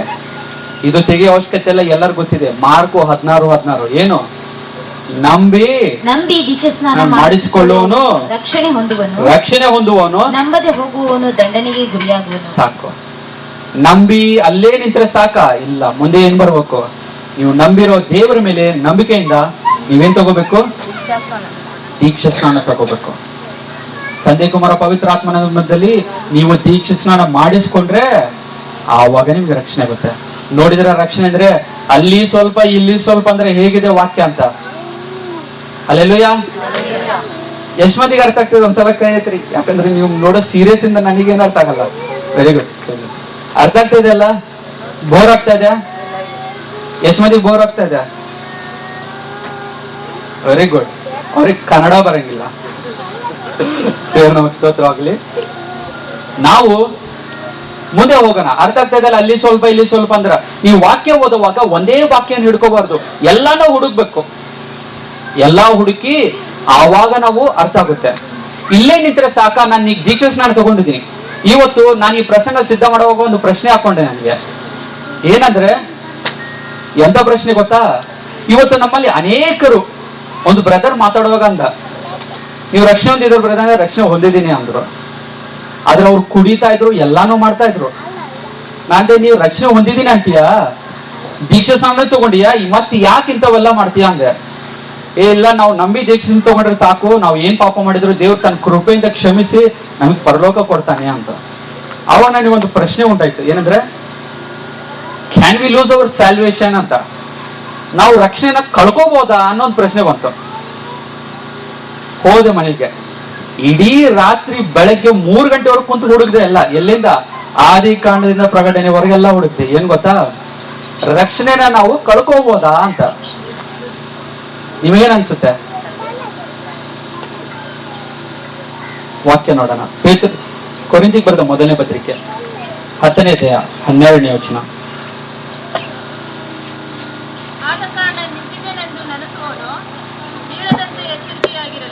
ಒಂದ್ಸಲ ಮೈಕ್ ಇಟ್ಕೊಂಡು ಆದ ಕಾರಣ ಎಲ್ಲರೂ ಚೆನ್ನಾಗಿ ಕೇಳಿ. ಆದ ಕಾರಣ ನಿಂತಿದ್ದೇನೆಂದು ನೆನೆಸುವವನು ರಕ್ಷಿಸಲ್ಪಟ್ಟಿದ್ದೇನೆ ಅಂತ ನೆನೆಸ್ಕೊಳ್ಳುವಂತ ಪ್ರತಿಯೊಬ್ರು ಬೀಳದಂತೆ ಎಚ್ಚರಿಕೆಯಾಗಿರಲಿ. ಏನಾಗ್ಬೇಕಂತೆ? ತಿರುಗಿ ಬೀಳದಂತೆ. ನೀವು ದೇವರನ್ನ ನಂಬಿ ದೀಕ್ಷಾ ಸ್ನಾನ ತಗೊಂಡು ರಕ್ಷಿಸಲ್ಪಟ್ರು, ನೀವು ತಿರುಗಿ ವಾಪಸ್ಸು ಪಾಪಕ್ಕೆ ಹೋಗಿ ಪಾಪದಲ್ಲಿ ಜೀವಿಸಿ ದೇವರನ್ನ ಬಿಟ್ಬಿಟ್ರೆ ನಿಮಗೆ ಯಾಕೆ ಕೊಡಬೇಕು ದೇವರ ಪರಲೋಕ ರಾಜ್ಯ? ನೀವು ದೇವ್ರನ್ನ ನಂಬಿದ್ದೀನಿ ಅಂತ ಹೇಳ್ಕೊಂಡು ಬಂದು ದೀಕ್ಷಾ ಸ್ನಾನ ಮಾಡಿಸ್ಕೊಂಡು ದೇವರನ್ನ ಬಿಟ್ಟು ಪಾಪಕ್ಕೆ ಹೋಗಿ ಕುಡಿದು ತಿಂದು ಮಜಾ ಮಾಡ್ತಾ ಎಲ್ಲಾ ಲೋಕದಲ್ಲಿ ಪಾಪದಲ್ಲಿ ಬಿದ್ದ ಮೇಲೆ ದೇವರನ್ನ ಬಿಟ್ಟು ನಿಮ್ಗಾಗಿ ನೀವು ಜೀವಿಸಿದ್ರೆ ನೀವು ಸತ್ತ ಮೇಲೆ ಪರಲೋಕ ರಾಜ್ಯನ ದೇವರು ಯಾಕೆ ಕೊಡಬೇಕು? ನಿಂತವನು ಬಿಟ್ಟೆ ಏನ್ ಮಾಡ್ಬೇಕಂತೆ? ಎಚ್ಚರಿಕೆಯಿಂದ ಇರ್ಬೇಕು. ಯಾಕೆ ಗೊತ್ತಾ? ಯಾಕೆ ಹೇಳಿ? ಮಾರ್ಕ ನೋಡಿದ ಸುವಾರ್ತೆ 10:12. ಸುವಾರ್ತೆ 10 ಮಾರ್ಕನ್ ಬರೆದ ಸುವಾರ್ತೆ 13:13 ಓದೋಣ. ಆದರೆ ಕಡೆಯವರೆಗೂ ತಾಳುವವನೇ ರಕ್ಷಣೆ ಹೊಂದುವನು. ಸಾಕು. ಬರೀ ನಂಬಿ ದೀಕ್ಷಾ ಸ್ನಾನ ತಗೊಂಡ್ರಲ್ಲ, ದೀಕ್ಷಾ ಸ್ನಾನ ತಗೊಂಡ ಮೇಲೆ ನೀವು ಕಡೆಯವರೆಗೂ ಅಂದ್ರೆ ನೀವು ಸಾಯೋವರೆಗೂ ಇಲ್ಲ ಕ್ರಿಸ್ತನು ಬರೋವರೆಗೂ ನೀವು ಆ ರಕ್ಷಣೆಯಲ್ಲಿ ಮುಂದೆ ಹೋಗ್ಬೇಕು. ಬಿಡಬಾರ್ದ ಆ ರಕ್ಷಣೆ ಮಾರ್ಗವನ್ನ. ಆ ರಕ್ಷಣೆ ಮಾರ್ಗದಿಂದ ನೀವು ನಿಂತವರು ಬೀಳದಂತೆ ನೋಡ್ಕೋಬೇಕು. ಯಾಕಂದ್ರೆ ದೇವರನ್ನ ನಂಬಿದ ಮೇಲೆ ಅನೇಕ ಕಷ್ಟಗಳು ಬರ್ತವೆ, ಅನೇಕ ದುಃಖಗಳು ಬರ್ತವೆ. ಮನೆಯಿಂದ ಹೊರಗಾಗ್ತಾರೆ, ಬೈತಾರೆ, ಹೊಡಿತಾರೆ, ಸಾಯಿಸ್ಲಿಕ್ಕೆ ಬರ್ತಾರೆ, ಎಲ್ಲ ತರವಾದಂತ ಮಾನಸಿಕವಾದಂತ ವೇದನೆಗಳನ್ನು ಕೊಡ್ತಾರೆ. ಆದ್ರೆ ನೀವು ಯಾವುದರಲ್ಲೂ ಬೀಳಬಾರ್ದು. ನಿಂತೇ ಇರ್ಬೇಕು. ನೀವು ಕಡೆಯವರೆಗೂ ಹಂಗೆ ತಾಳಿದ್ರೆ ಆವಾಗ ನಿಮ್ಗೇನ್ ಸಿಗುತ್ತೆ? ರಕ್ಷಣೆ ಸಿಗುತ್ತೆ. ಒಂದ್ ವೇಳೆ ನೀವು ದೀಕ್ಷೆ ಸ್ನಾನ ತಗೊಂಡ್ಮೇಲೇನು ನೀವು ತಿರುಗಿ ಹೋಗಿ ಪಾಪಕ್ಕೆ ಸೇರಿದ್ರೆ ನಿಮಗೆ ಪರಲೋಕ ಸಿಗೋದಿಲ್ಲ. ನಾನ್ ಹೇಳೋದಂದ್ರೆ ವಾಕ್ಯ ನೋಡೋಣ ಒಂದ್ಸಲ. ಪೇತ್ರನು ಬರೆದ 2ನೇ ಪತ್ರಿಕೆ 2ನೇ ಅಧ್ಯಾಯ 20ನೇ ವಚನ. ಅದಕ್ಕಿಂತ ಮುಂಚೆ ಒಂದ್ಸಲ ಹಿಬ್ರಿಗೆ ಬರೆದ ಪತ್ರಿಕೆ 3ನೇ ಅಧ್ಯಾಯ ನೋಡ್ರಿ. ಹಿಬ್ರಿದವರು ಬರೆದ ಪತ್ರಿಕೆ 3ನೇ ಅಧ್ಯಾಯ 6ನೇ ವಚನ ನೋಡೋಣ. ಹಿಬ್ರಿದವ್ರಿಗೆ ಬರೆದ ಪತ್ರಿಕೆ 3:6. ಕ್ರಿಸ್ತನಾದರೂ ಮಗನಾಗಿ ದೇವರ ಮನೆಯ ಮೇಲೆ ಅಧಿಕಾರಿಯಾಗಿದ್ದಾನೆ. ನಾವು ನಮ್ಮ ಧೈರ್ಯವನ್ನು, ನಮ್ಮ ನಿರೀಕ್ಷೆಯನ್ನುಂಟಾಗುವ ಉತ್ಸಾಹವನ್ನು ಕಡೇ ತನಕ ದೃಢವಾಗಿ ಹಿಡಿದುಕೊಂಡಿರುವವರಾದರೆ ಏನ್ ಮಾಡ್ಬೇಕಂತೆ? ಎಲ್ಲಿವರೆಗೂ? ಕಡೆವರೆಗೂ ಏನ್ ಮಾಡ್ಬೇಕು? ದೃಢವಾಗಿ ಹಿಡ್ಕೊಂಡಿರ್ಬೇಕು. ಆ ರಕ್ಷಣೆಯನ್ನು ಬಿಡಬಾರ್ದು. ಅದನ್ನ ಬಿಡಿಸ್ಲಿಕ್ಕೆ ಸೈತಾನನು ಎಷ್ಟೋ ಪ್ರಯತ್ನಗಳನ್ನು ಮಾಡ್ತಾನೆ. ಆದ್ರೆ ನೀವು ಹೊಂದಿರುವಂತ ರಕ್ಷಣೆಯನ್ನು ಮಾತ್ರ ಎಲ್ಲಿವರೆಗೂ ಬಿಡಬಾರ್ದು? ಕಡೆವರೆಗೂ. ಅದು ನೀವು ಸಾಯೋವರೆಗೂ ಇಲ್ಲ ಕ್ರಿಸ್ತನ್ ಬರೋವರೆಗೂ ಕಡೆವರೆಗೂ ಏನ್ ಮಾಡಬಾರ್ದು? ಬಿಡಬೇಡ್ರಿ. ಅವ್ರು ಸಾಯಿಸ್ಲಿ. ಯಾಕಂದ್ರೆ ದೇಹ ಸಾಯಕ್ಕಿಂತ, ನರಕದಲ್ಲಿ ಆತ್ಮ ಸಾಯಕ್ಕಿಂತ ಈ ದೇಹ ಸಾಯೋದು ಒಳ್ಳೇದೆ. ಮನೆಯಿಂದವ್ರು ಹಾಕ್ತಾರೋ ಹಾಕ್ಲಿ, ಆದ್ರೆ ದೇವರ ರಾಜ್ಯನ ಕಳ್ಕೋಬೇಡ್ರಿ. ಯಾಕಂದ್ರೆ ದೇವರ ರಾಜ್ಯ ಒಂದ್ಸಲ ಕಳ್ಕೊಂಡ್ರೆ ತಿರುಗಿ ಪಡೆಯೋದಕ್ಕೆ ಸೆಕೆಂಡ್ ಚಾನ್ಸ್ ಅನ್ನೋದಿಲ್ಲ. ಮತ್ತೆ ಒಂದೇ ಅವಕಾಶ ಇರೋದು. ಈಗ ಪೇತ್ರನು ಬರೆದ 2ನೇ ಪತ್ರಿಕೆ 2ನೇ ಅಧ್ಯಾಯ ನೋಡೋಣ, 20ನೇ ವಚನ. ಕರ್ತನು ರಕ್ಷಕನೂ ಆಗಿರುವ ಯೇಸು ಕ್ರಿಸ್ತನ ವಿಷಯವಾದ ಜ್ಞಾನ ಹೊಂದಿ ಲೋಕದ ಮಲಿನತ್ವಗಳಿಗೆ ತಪ್ಪಿಸಿಕೊಂಡವರು ತಿರುಗಿ ಅವುಗಳಲ್ಲಿ ಸಿಕ್ಕಿಕೊಂಡು ಸೋತು ಹೋದರೆ ಅವರ ಅಂತ್ಯಸ್ಥಿತಿಯು ಮೊದಲಿಗಿಂತ ಕೆಟ್ಟದ್ದಾಗಿದೆ. ಏನಂತೆ? ಅವ್ರ ಅಂತ್ಯಸ್ಥಿತಿ, ಯಾರು ರಕ್ಷಣೆ ಹೊಂದಿ ಬಿಟ್ಟು ವಾಪಸ್ ಲೋಕಕ್ಕೆ ಹೋಗ್ತಾರೆ, ಅವ್ರ ಅಂತ್ಯಸ್ಥಿತಿ ಹೇಗಿರುತ್ತೆ? ಮೊದಲಿಗಿಂತ ಕೆಟ್ಟದಾಗಿರುತ್ತೆ. ನೀವು ದೇವರನ್ನ ನಂಬಿ ದೇವರನ್ನ ಬಿಟ್ಟು ವಾಪಸ್ ಲೋಕದಲ್ಲಿ ಹೋಗೋದಕ್ಕಿಂತ ನೀವು ದೇವರನ್ನ ನಂಬಲಾರ್ದೇ ಇದ್ದಿದ್ರೆ ನಿಮ್ಗೆ ಒಳ್ಳೇದಾಗ್ತಿತ್ತು. ಬಿಡಬೇಡ್ರಿ. ಇವತ್ತು ಎಷ್ಟು ಜನ ರಕ್ಷಣೆ ಹೊಂದಿದ, ಎಷ್ಟು ಜನ ದೇವರನ್ನು ಬಿಟ್ಟು ಹೋಗ್ಲಿಲ್ಲ.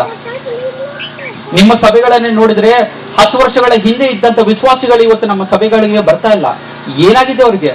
ಬಹಳಷ್ಟು ಜನ ದೇವರನ್ನು ಬಿಟ್ಟು ವಾಪಸ್ ಹೋಗ್ಬಿಟ್ಟಿದ್ದಾರೆ. ಮಕ್ಕಳೇ, ನಾವು ನಮ್ಮ ವಿಶ್ವಾಸಿಗಳಿಗೆ, ಎಲ್ಲಾ ಸಭಾಪಾಲಕರಿಗೆ ಕ್ರಿಸ್ತನ ಹೆಸರಲ್ಲಿ ನಾನ್ ಮಾಡ್ಕೊಳ್ಳುವಂತ ವಿನಂತಿ ಏನಂದ್ರೆ, ನಾವು ಅವ್ರನ್ನ ಕಡೆಯವರೆಗೂ ತಾಳುವುದಕ್ಕೆ ನಾವು ಅವ್ರನ್ನ ಪ್ರೋತ್ಸಾಹಿಸ್ಬೇಕು. ಯಾಕಂದ್ರೆ ರಕ್ಷಣೆವರೆಗೂ ತಗೊಂಡ್ ಬರ್ತೀವಿ, ದೀಕ್ಷಾ ಸ್ನಾನ ಕೊಡ್ತೀವಿ. ದೀಕ್ಷಾ ಸ್ನಾನ ಕೊಟ್ಟ ಮೇಲೆ ನಾನು ಇಷ್ಟು ಆತ್ಮಗಳನ್ನು ಗೆದ್ದಿದ್ದೀನಿ ಅಂತ ನಾವು ತಿಳ್ಕೊಂಡಿದೀವಿ. ಆದ್ರೆ ಆ ಆತ್ಮಗಳು ಕಡೆಯವರೆಗೂ ನಿಂತಿಲ್ಲ ಅಂದ್ರೆ ಎಷ್ಟು ಆತ್ಮಗಳನ್ನು ಗೆದ್ದಿದ್ದೀವಿ? ಆ ಆತ್ಮಗಳು ಕಡೆಯವರೆಗೂ ನಿಂತಿಲ್ಲ ಅಂದ್ರೆ ಎಷ್ಟು ಆತ್ಮಗಳನ್ನು ನಾವು ಗೆದ್ದೀವಿ? ಮಕ್ಕಳಿಗೆ ಜನ್ಮ ಕೊಟ್ಟು ರೋಡ್ ಮೇಲೆ ಹಾಕ್ತೀವಿ ನಾವು. ಆ ಮಕ್ಕಳು ಬೆಳೆದು ತಮ್ಮಷ್ಟಕ್ಕೆ ತಾವು ಜೀವನ ಮಾಡೋವರೆಗೂ ನಾವು ಕೈ ಹಿಡ್ಕೊಂಡಿರ್ತೀವಿ. ಆತ್ಮಗಳು ಹಾಗೆ ರಕ್ಷಣೆ ಹೊಂದಿದ ಪ್ರತಿಯೊಬ್ಬರನ್ನ ದೀಕ್ಷಾ ಸ್ನಾನ ಕೊಟ್ಟು ಬಿಡಬೇಡ್ರಿ. ಅವ್ರನ್ನ ದೀಕ್ಷಾ ಸ್ನಾನ ಕೊಟ್ಟು ಬಿಡಬೇಡ್ರಿ. ಅವ್ರ ಕಡೆಯವರೆಗೂ ತಾಳೋವರೆಗೂ ನೀವು ಅವ್ರಿಗೆ ಪ್ರೋತ್ಸಾಹ ಕೊಡ್ರಿ, ಸಹಾಯ ಮಾಡ್ರಿ. ಇಲ್ಲಾಂದ್ರೆ ಅವ್ರ ಆತ್ಮಗಳನ್ನು ಕಳ್ಕೊಂಡ್ರೆ ಅದಕ್ಕೆ ಜವಾಬ್ದಾರಿಗಳು ನೀವೇ ಆಗ್ತೀರಿ. ಅವ್ರನ್ನ ರಕ್ಷಣೆ ತರೋದಕ್ಕಿಂತ ಹಂಗೆ ಬಿಟ್ಟಿದ್ರೆ ಅವ್ರಿಗೆ ಒಳ್ಳೇದಾಗ್ತಿತ್ತು.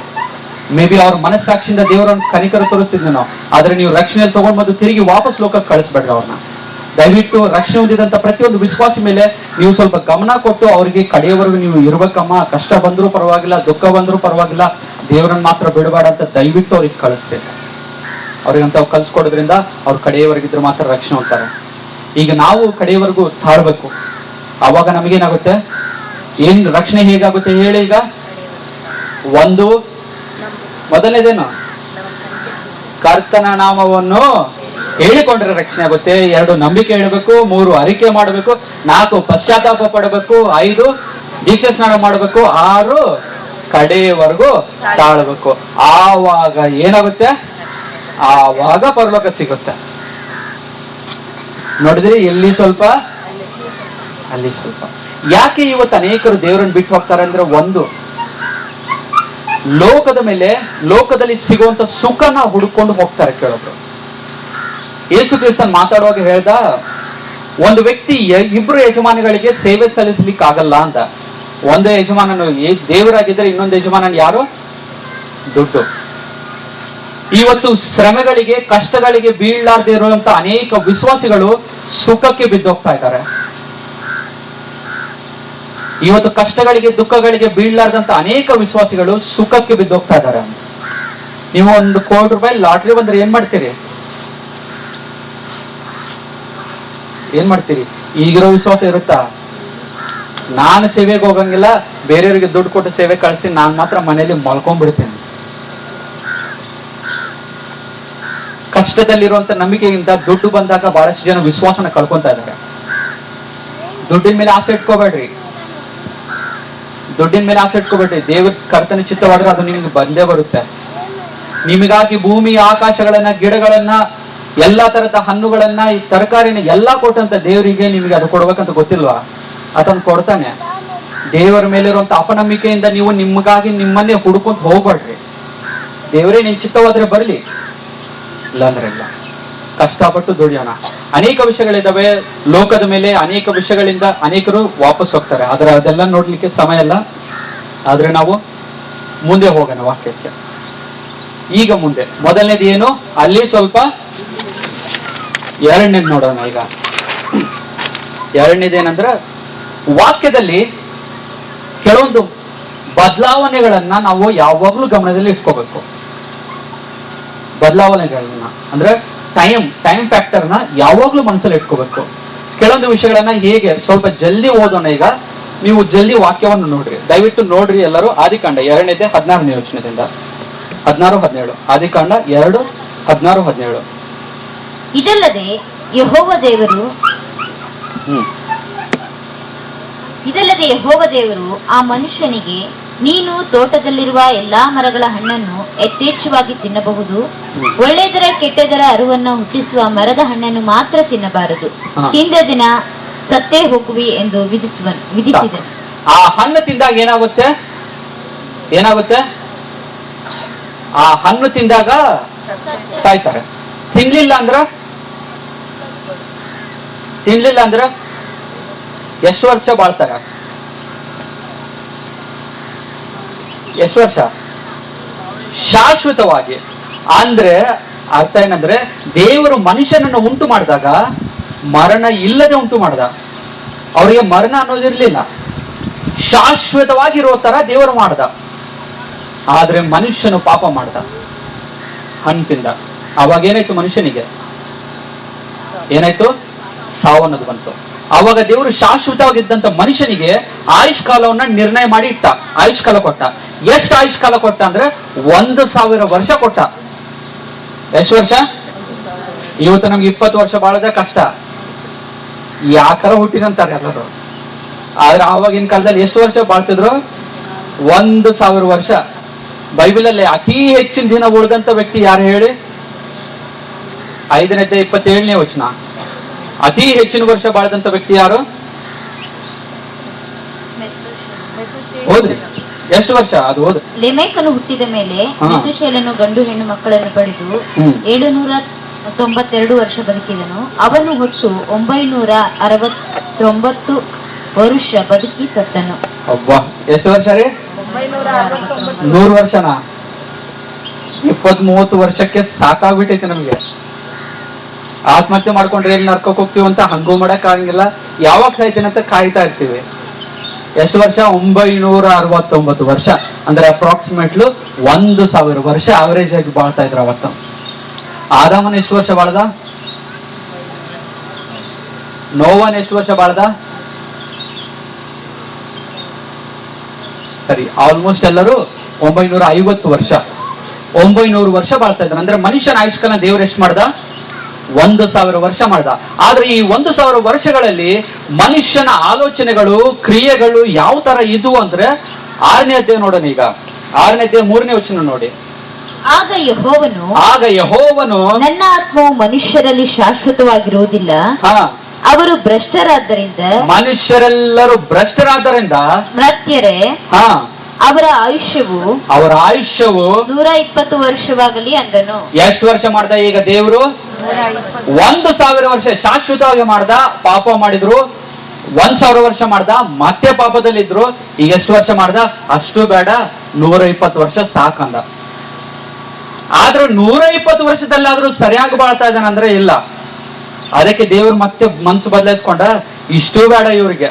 ಕೀರ್ತನೆ 90ನೇ ಅಧ್ಯಾಯ 10ನೇ ವಚನ. ನಮ್ಮ ಆಯುಷ್ಕಾಲವು 70 ಎಷ್ಟು ವರ್ಷ ಈಗ? 70 ವರ್ಷ. ಎಲ್ಲಿಂದ ಎಲ್ಲಿಗೆ ಬಂದ್ವಲ್ಲ, ಎಲ್ಲಿಂದ ಎಲ್ಲಿಗೆ ಬಂದ್ಬಿಟ್ಟು 70 ವರ್ಷ. ಬಲ ಹೆಚ್ಚಿದ್ರೆ ಜಿಮ್ಮಿಗೆ ಹೋಗ್ತಾ ಎಲ್ಲ ಮಾಡ್ತಾ ಇದ್ರೆ 80. ಇನ್ನೊಂದು 10 ವರ್ಷ ಜಾಸ್ತಿ ಬಾಳ್ಬೋದು. 80 ವರ್ಷ. ಎಷ್ಟು ವರ್ಷ ಐತಿ ಈಗ? ಎಲ್ಲಿ ಶಾಶ್ವತವಾಗಿದ್ವಿ 1000 ವರ್ಷ, 120 ವರ್ಷ, ಕೊನೆಗೆ ಬಂದು ಇಲ್ಲಿ ಬಿದ್ವಿ. ಹೋಗ್ಲಿ, ಇಷ್ಟಾದ್ರೂ ಸರಿಯಾಗಿ ಬಾಳ್ತಾ ಇದಾರ ಅಂದ್ರೆ ಇಲ್ಲ. ಅದಕ್ಕೆ ಯಾಕೋಬನ್ ಬರೆದ ಪತ್ರಿಕೆ 4ನೇ ಅಧ್ಯಾಯ 14ನೇ ವಚನ. ಯಾಕೋಬನ್ ಬರೆದ ಪತ್ರಿಕೆ 4ನೇ ಅಧ್ಯಾಯ 14ನೇ ವಚನ. ನೀವು ಸ್ವಲ್ಪ ಹೊತ್ತು ಕಾಣಿಸಿಕೊಂಡು ಆಮೇಲೆ ಕಾಣದ ಹೋಗುವ ಅಭಿಯಂತಿದ್ದೀರಿ. ಸಾಕು. ಈಗ ಎಷ್ಟಾಯ್ತ್ರಿ ಮನುಷ್ಯರ ಆಯುಷ್ಕಾಲ? ಈಗ ಯಾವಾಗ ಹುಡ್ತಾನೋ ಗೊತ್ತಿಲ್ಲ, ಯಾವಾಗ ಸಾಯ್ತಾನೋ ಗೊತ್ತಿಲ್ಲ, ಹುಟ್ಟಿದ್ದು ಗೊತ್ತಿಲ್ಲ, ಸತ್ತಿದ್ದು ಗೊತ್ತಿಲ್ಲ. ಬರೀ ಮನೆಗೆ ಹೋದಾಗ ಫೋಟೋಲ್ ಕಾಣಿಸ್ತಾನಷ್ಟೇ. ಮನುಷ್ಯರ ಆಯುಷ್ಕಾಲ ನೋಡಿದ್ರಿ, ಬದಲಾವಣೆಗಳನ್ನು ನೋಡ್ರಿ. ಶಾಶ್ವತವಾಗಿ ಸೃಷ್ಟಿ ಮಾಡ್ದ, ಪಾಪ ಮಾಡಿದಾಗ 1000 ವರ್ಷ ಆಯ್ತು, ಆಮೇಲೆ 120 ವರ್ಷ ಮಾಡ್ದ, ಆಮೇಲೆ 70 ವರ್ಷಕ್ಕೆ ಬಂತು, ಕಡೆಗೆ ಇಷ್ಟು ಬೇಡ, ಯಾವಾಗಾದ್ರೆ ಸಾಯಿ.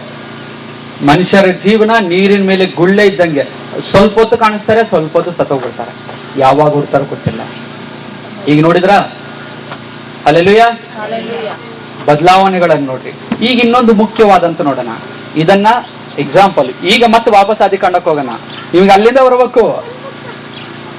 ಆದಿಕಾಂಡ 4ನೇ ಅಧ್ಯಾಯ 1ನೇ ವಚನದಿಂದ. 2ನೇದು ಕಾಣಿಕೆ ವಿಷಯದಲ್ಲಿ ನೋಡೋಣ. ನಾವು ಕೊಡ್ತೀವಿ ಅರ್ಪಣೆಗಳನ್ನ, ನಾವು ಕಾಣಿಕೆ ಕೊಡ್ತೀವಲ್ಲ, ಕಾಣಿಕೆ ವಿಷಯದಲ್ಲಿ ದೇವರೇನಾದ್ರೂ ಬದಲಾವಣೆಗಳನ್ನು ತನ್ನ ಅಂತ ನೋಡೋಣ ಒಂದ್ಸಲ. ಆದಿಕಾಂಡ 4ನೇ ಅಧ್ಯಾಯ 1ನೇ ವಚನದಿಂದ.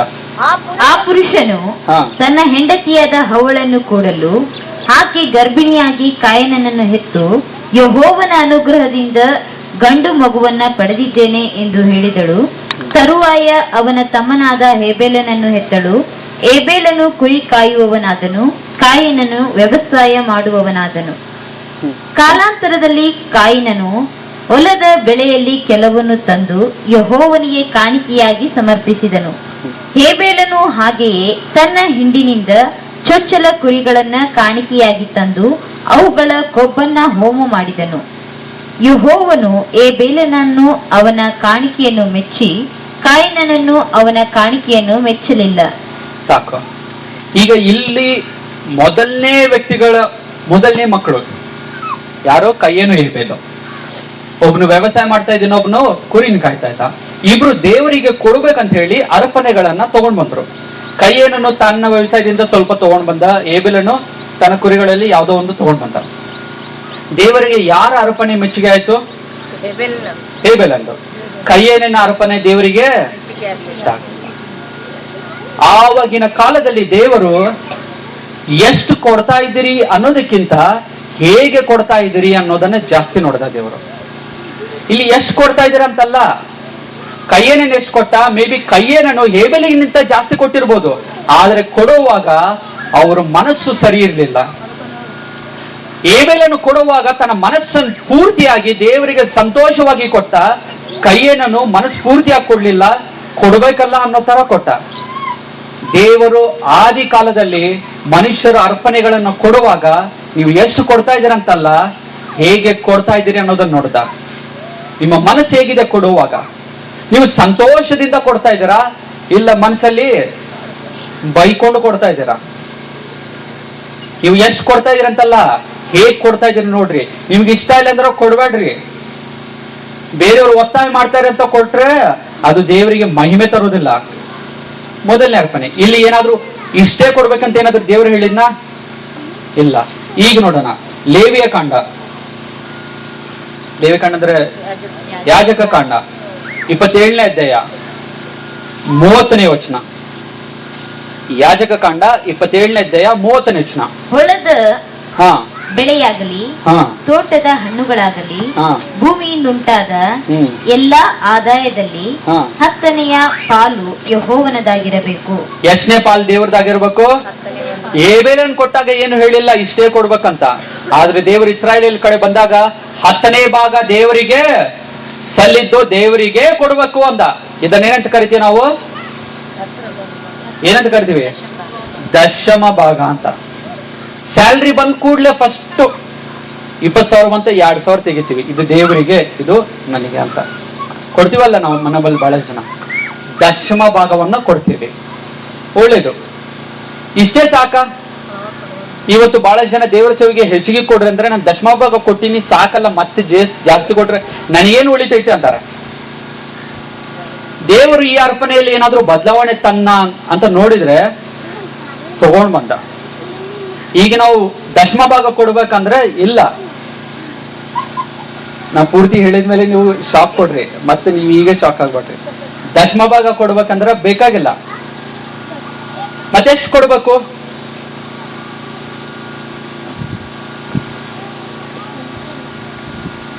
ಈಗ ನೋಡ್ರಿ 2ನೇ ಕೊರಿಂಥಿಗೆ ಬರೆದ 2ನೇ ಪತ್ರಿಕೆ 9ನೇ ಅಧ್ಯಾಯ 6ನೇ ವಚನ.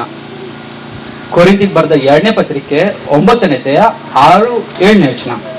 ಆದರೆ ಸ್ವಲ್ಪವಾಗಿ ಬಿತ್ತುವವನು ಪೈರನ್ನು ಸ್ವಲ್ಪವಾಗಿ ಕೊಯ್ಯುವನು, ಹೆಚ್ಚಾಗಿ ಬಿತ್ತುವವನು ಹೆಚ್ಚಾಗಿ ಕೊಯ್ಯುವನು ಎಂದು ತಿಳಿದುಕೊಳ್ಳಿರಿ. ಅಂದ್ರೆ ಎಷ್ಟು ಕೊಡ್ಬೇಕೀಗ? ಸ್ವಲ್ಪ ಕೊಟ್ರೆ ಸ್ವಲ್ಪನೇ ಬರ್ತೈತಿ, ಹೆಚ್ಚಿಗೆ ಕೊಟ್ರೆ ಜಾಸ್ತಿ ಬರ್ತೈತಿ. ಮುಂದೆ ಪ್ರತಿಯೊಬ್ಬನು ತನ್ನ ಹೃದಯದಲ್ಲಿ ನಿರ್ಣಯಿಸಿಕೊಂಡ ಪ್ರಕಾರ 10ನೇ ಭಾಗ ಅಲ್ಲ, ಬರೇ ದಶಮ ಭಾಗ ಅಂದ್ರೆ ಅಷ್ಟೇ ಕೊಡ್ಬೇಕಂತಲ್ಲ, ನಿಮ್ಮ ಮನಸ್ಸಲ್ಲಿ ನಿರ್ಣಯಿಸಿಕೊಂಡ ಪ್ರಕಾರ ಕೊಡಲಿ. ಅದು 10 ಅಲ್ಲ, ನಿಮಗೆ 50 ಕೊಡ್ಬೇಕನ್ನಿಸ್ತಾ ಕೊಟ್ಬಿಡಿ, 80 ಕೊಡ್ಬೇಕನ್ನಿಸ್ತಾ ಕೊಡಿ, 90 ಕೊಡ್ಬೇಕನ್ನಿಸ್ತಾ ಕೊಡಿ, 100 ಕೊಡ್ಬೇಕನ್ನಿಸ್ತಾ ಕೊಟ್ಬಿಡಿ. 10ಕ್ಕೆ ನಿಲ್ಬೇಡ್ರಿ ಅಲ್ಲೇ. ಇವತ್ತು ದಶಮ ಭಾಗ ಕೊಡ್ಬೇಕಂತ ದೇವರು ಹೇಳ್ದ, ನಾನು ಅಷ್ಟೇ ಕೊಡ್ತೀನಿ, ಜಾಸ್ತಿಯಾಗಿ ಕೊಡ್ಬೇಕಂತ ಎಲ್ಲ ತಿಳ್ಕೊಂಡ್ಬಿಟ್ಟಿದ್ದಾರೆ. ನೀವು 10ನೇ ಭಾಗ ಕಡೆ ನಿಲ್ಬೇಡ್ರಿ, ಅದಕ್ಕಿಂತ ಮೀರಿ ಕೊಡ್ಬೇಕು. ಹೊಸ ಒಡಂಬಡಿಕೆಯಲ್ಲಿರೋ ಸಭೆ 10ನೇ ಭಾಗಕ್ಕೆ ನಿಲ್ಬಾರ್ದು, ಅದನ್ನ ಮೀರಿ ನೀವು ದೇವರ ಸೇವೆಗೆ ಹೆಚ್ಚಿಗೆ ಕೊಡ್ಬೇಕು. ನಿಮ್ಮ ಮನಸ್ಸಲ್ಲಿ ನೀವು ನಿರ್ಣಯ ತಗೊಳ್ಳಿ ಎಷ್ಟು ಕೊಡ್ಬೇಕಂತ. 10 ಕೊಡ್ಬೇಕಂದ್ರೆ ಕೊಡ್ರಿ, ಆದ್ರೆ ಅಲ್ಲೇ ನಿಲ್ಬೇಡ್ರಿ, ಅದಕ್ಕಿಂತ ಹೆಚ್ಚಿಗೆ ಕೊಡ್ಬೇಕು ನಿಮ್ಮ ಮನಸ್ಸೇ ಆದಷ್ಟು. ಒಂದು ಉದಾಹರಣೆ ತೋರಿಸ್ತೀನಿ. ಒಂದು ಸಭೆಯವ್ರು ಕೊಟ್ರು, ಅದನ್ನ ನೋಡಿ ನಮಗೆ ನಾಚಿಕೆ ತಗೋಬೇಕು. ನೋಡೋಣ, ಕೊರಿಂಥಿಗೆ ಬರ್ದ ಅದೇ 2ನೇ ಪತ್ರಿಕೆ 8ನೇ ಅಧ್ಯಾಯಕ್ಕೆ ಬರೋಣ. ಎಲ್ಲರೂ ದಯವಿಟ್ಟು ಬೈಬಲ್ ತೆಗೆರಿ. ಕೊರಿಂಥಿಗೆ ಬರ್ದ 2ನೇ ಪತ್ರಿಕೆ 8ನೇ ಅಧ್ಯಾಯ 1ನೇ ವಚನದಿಂದ. ಸಹೋದರರೇ, ಮೆಕೆದೋನಿಯದ ಸಭೆಗಳಲ್ಲಿ, ಯಾವ ಸಭೆ? ಮಾಸಿದೋನಿಯಲ್ಲಿರುವಂತ ಸಭೆ. ದೇವರ ಕೃಪೆಯು ತೋರಿದ ಬಗೆಯನ್ನು ನಿಮಗೆ ತಿಳಿಸುತ್ತೇವೆ. ಆ ಸಭೆಗಳವರು ಬಹಳ ಹಿಂಸೆಯನ್ನು ತಾಳುವವರಾದರೂ. ಎಂತ ಸಭೆ ರೀ ಇದು? ಸ್ವಲ್ಪ ಹಿಂಸೆ ಕೂಡಲೇ ಓಡೋಗುವಂತ ಸಭೆನಾ? ತಾಳುವಂತ ಸಭೆ, ಬಹಳ ಒಳ್ಳೆಂತ ಸಭೆ. ಮುಂದೆ ಮತ್ತು ವಿಪರೀತವಾದ ಬಡತನದಲ್ಲಿ. ಎಂತ ಬಡತನ ರೀ ಇವ್ರದ್ದು? ಬಡವರು ಅಂತ ಹೇಳಿದ್ರೆ ಏನೋ ಸ್ವಲ್ಪ ಪರವಾಗಿಲ್ಲ. ವಿಪರೀತವಾದಂತದಂದ್ರೆ ಹಾಕೊಳ್ಳಿಕ್ ಬಟ್ಟೆ ಇಲ್ಲ, ತಿನ್ನಕ್ಕೆ ಊಟ ಇಲ್ಲ. ಒಂದು ಹೊತ್ತು ತಿಂದ್ರೆ ಇನ್ನೊಂದು ಹೊತ್ತು ತಿನ್ನಕ್ಕೆ ಊಟ ಇಲ್ಲ ಅವ್ರ ಕಡೆ. ಒಂದು ಡ್ರೆಸ್ ಹಾಕೊಂಡ್ರೆ ಇದನ್ನು ಒಗಿಬೇಕಂದ್ರೆ ಬೇರೆ ಯಾವುದೂ ಇಲ್ಲ, ಅದನ್ನು ಒಗೆದು ಅದನ್ನೇ ಹಾಕೊಳ್ಳೋಷ್ಟು. ಎಷ್ಟು ವಿಪರೀತವಾದಂತ ಬಡತನ. ನಮ್ಮಲ್ಲಿ ಅಂತ ಬಡವರು ಯಾರು ಇಲ್ಲ. ಗಂಜಿ ಕುಡಿಯಾಕಾದ್ರೂ ನಮಗಿದೆ, ಆದ್ರೆ ಈ ಸಭೆಯಲ್ಲಿ ವಿಪರೀತವಾದಂತಂದ್ರೆ ಭಯಂಕರವಾದಂತ ಬಡವರು ಅವರು. ತಿನ್ನಾಕಿಲ್ಲ, ಕುಡಿಯಾಕಿಲ್ಲ, ಹಾಕೊಳಕಿಲ್ಲ ಅಂತ ಸಭೆಯವರು. ಮುಂದೆ ಬಹು ಆನಂದದಿಂದ ಏನ್ ಮಾಡಿದ್ರು? ಇಂಥ ವಿಪರೀತವಾದಂತ ಬಡವರಾದಂತ ಸಭೆ ಆನಂದವಾಗಿ ತುಂಬಿದವರಾಗಿ ಅತ್ಯಂತ ಔದಾರ್ಯವುಳ್ಳವರಾದರು. ಏನ್ ಮಾಡಿದ್ರಂತೆ? ಅತ್ಯಂತ ಔದಾರ್ಯವುಳ್ಳವರಾಗಿ ಅವರು ಶಕ್ತಾನುಸಾರವಾಗಿ ಮಾತ್ರ ಕೊಡದೆ, ಶಕ್ತಿಯನ್ನ ಮೀರಿ ತಮ್ಮಷ್ಟಕ್ಕೆ ತಾವೇ ಕೊಟ್ಟರು. ಹಲ್ಲೆಲೂಯ.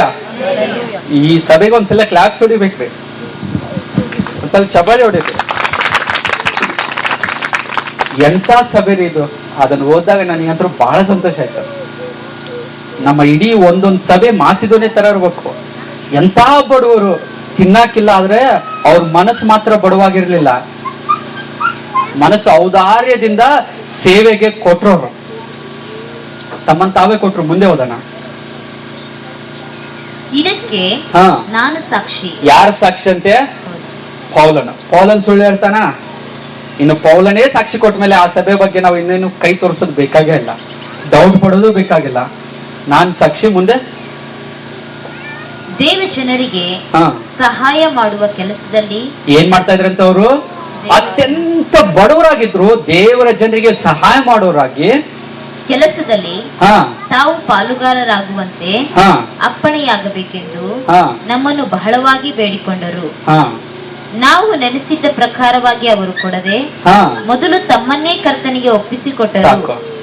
ಎಂತ ಸಭೆ, ಅದ್ಭುತವಾದ ಸಭೆ. ಏನ್ ಮಾಡಿದ್ರು ಗೊತ್ತಾ? ಅವರಿಗೆ ತಿನ್ನಾಕಿಲ್ಲ. ಅವ್ರೇನಂದ್ರು ಗೊತ್ತಾ? ನಾವು ತಿಂದಿಲ್ಲ ಅಂದ್ರೂ ಪರವಾಗಿಲ್ಲ, ದೇವ್ರ ವಾಕ್ಯ ಹಂಚಬೇಕು. ಕೊಟ್ರು ಅವರು. ನಾಳೆ ಊಟಕ್ಕಿಲ್ಲ, ನಾವು ಉಳಿಸ್ಕೋಬೇಕನ್ನಿಲ್ಲ, ಇದ್ದಿದ್ದೆಲ್ಲ ಕೊಟ್ಬಿಟ್ರು. ಅವ್ರ ಶಕ್ತಿಯನ್ನ ಮೀರಿ, ಅಂದ್ರೆ ತಿನ್ನೋದನ್ನ ಬಿಟ್ಟು ಕೊಟ್ಬಿಟ್ರು ಸೇವೆಗೆ. ಎಂತ ಸಭೆ ರೀ ನಿಜವಾಗ್ಲು.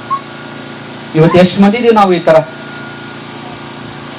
ದೇವರ ಸಭೆಯಲ್ಲಿರೋ ದುಡ್ಡನ್ನ ಕಳ್ಕೊಂಡು ಮಾಡ್ಕೊಳ್ಳೋರು ಇದೀವಿ ಹೊರತು ದೇವರಿಗೆ ಕೊಡೋರು ಇದೀವ. ಎಂತ ಅದ್ಭುತವಾದಂತ ಸಭೆ ನೋಡಿದ್ರ? ನಾವು ದಶಮ ಭಾಗ ಕೊಡ್ಬೇಕಂತ ಹೇಳಿ ಅಲ್ಲೇ ನಿಂತು ಬಿಟ್ಟಿವಿ. ಇವತ್ತೆಲ್ಲರೂ ಕೊಡ್ತೀವಿ ದಶಮ ಭಾಗ. ಇಷ್ಟೇ ಕೊಡ್ಬೇಕು, 10 ಕೊಟ್ಟಿನಿ ಮುಗೀತು ನನ್ನ ಜವಾಬ್ದಾರಿ ಅಂತ ಹಿಂದಕ್ಕೆ ಕರ್ಕೊಂಡ್ಬಿಡ್ತೀವಿ. ಆದ್ರೆ ಅಷ್ಟೇ ಅಲ್ಲ, ಹೊಸ ಒಡಂಬಡಿಕೆಯಲ್ಲಿರುವಂತ ಸಭೆ ಆದಂತ ನೀವೆಲ್ಲರೂ ದಶಮ ಭಾಗ ಕಡೆ ನಿಲ್ಲೋದಲ್ಲ, ಅದನ್ನ ಮೀರಿ ಕೊಡ್ಬೇಕು ಸಭೆಗೆ. 50 ಕೊಡ್ರಿ, 100 ಕೊಡ್ರಿ, ಇಡೀ ನಿಮ್ ಸ್ಯಾಲ್ರಿ ಬಂತ ಪರ್ಸ ತೆಗೆದಾಕ್ರಿ, ಪರವಾಗಿಲ್ಲ, ಕೊಡ್ರಿ ನೀವು ದೇವರಿಗೆ. ಆವಾಗ ದೇವರ ರಾಜ್ಯವನ್ನು ಕೊಟ್ಟಾಗ್ತೀರಿ.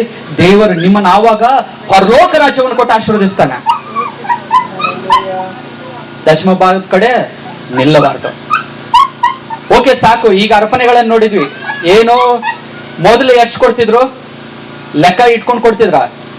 ಅವ್ರ ಮನ್ಸು ಬಂದಂಗೆ ಕೊಡ್ತಿದ್ರು, ಆದ್ರೆ ಮನ್ಸಿನ ಪ್ರಕಾರ ಕೊಡ್ಬೇಕು. 2ನೇದು ದಶಮ ಭಾಗ. 3ನೇದು ನಾವೇನ್ ಮಾಡ್ಬೇಕು?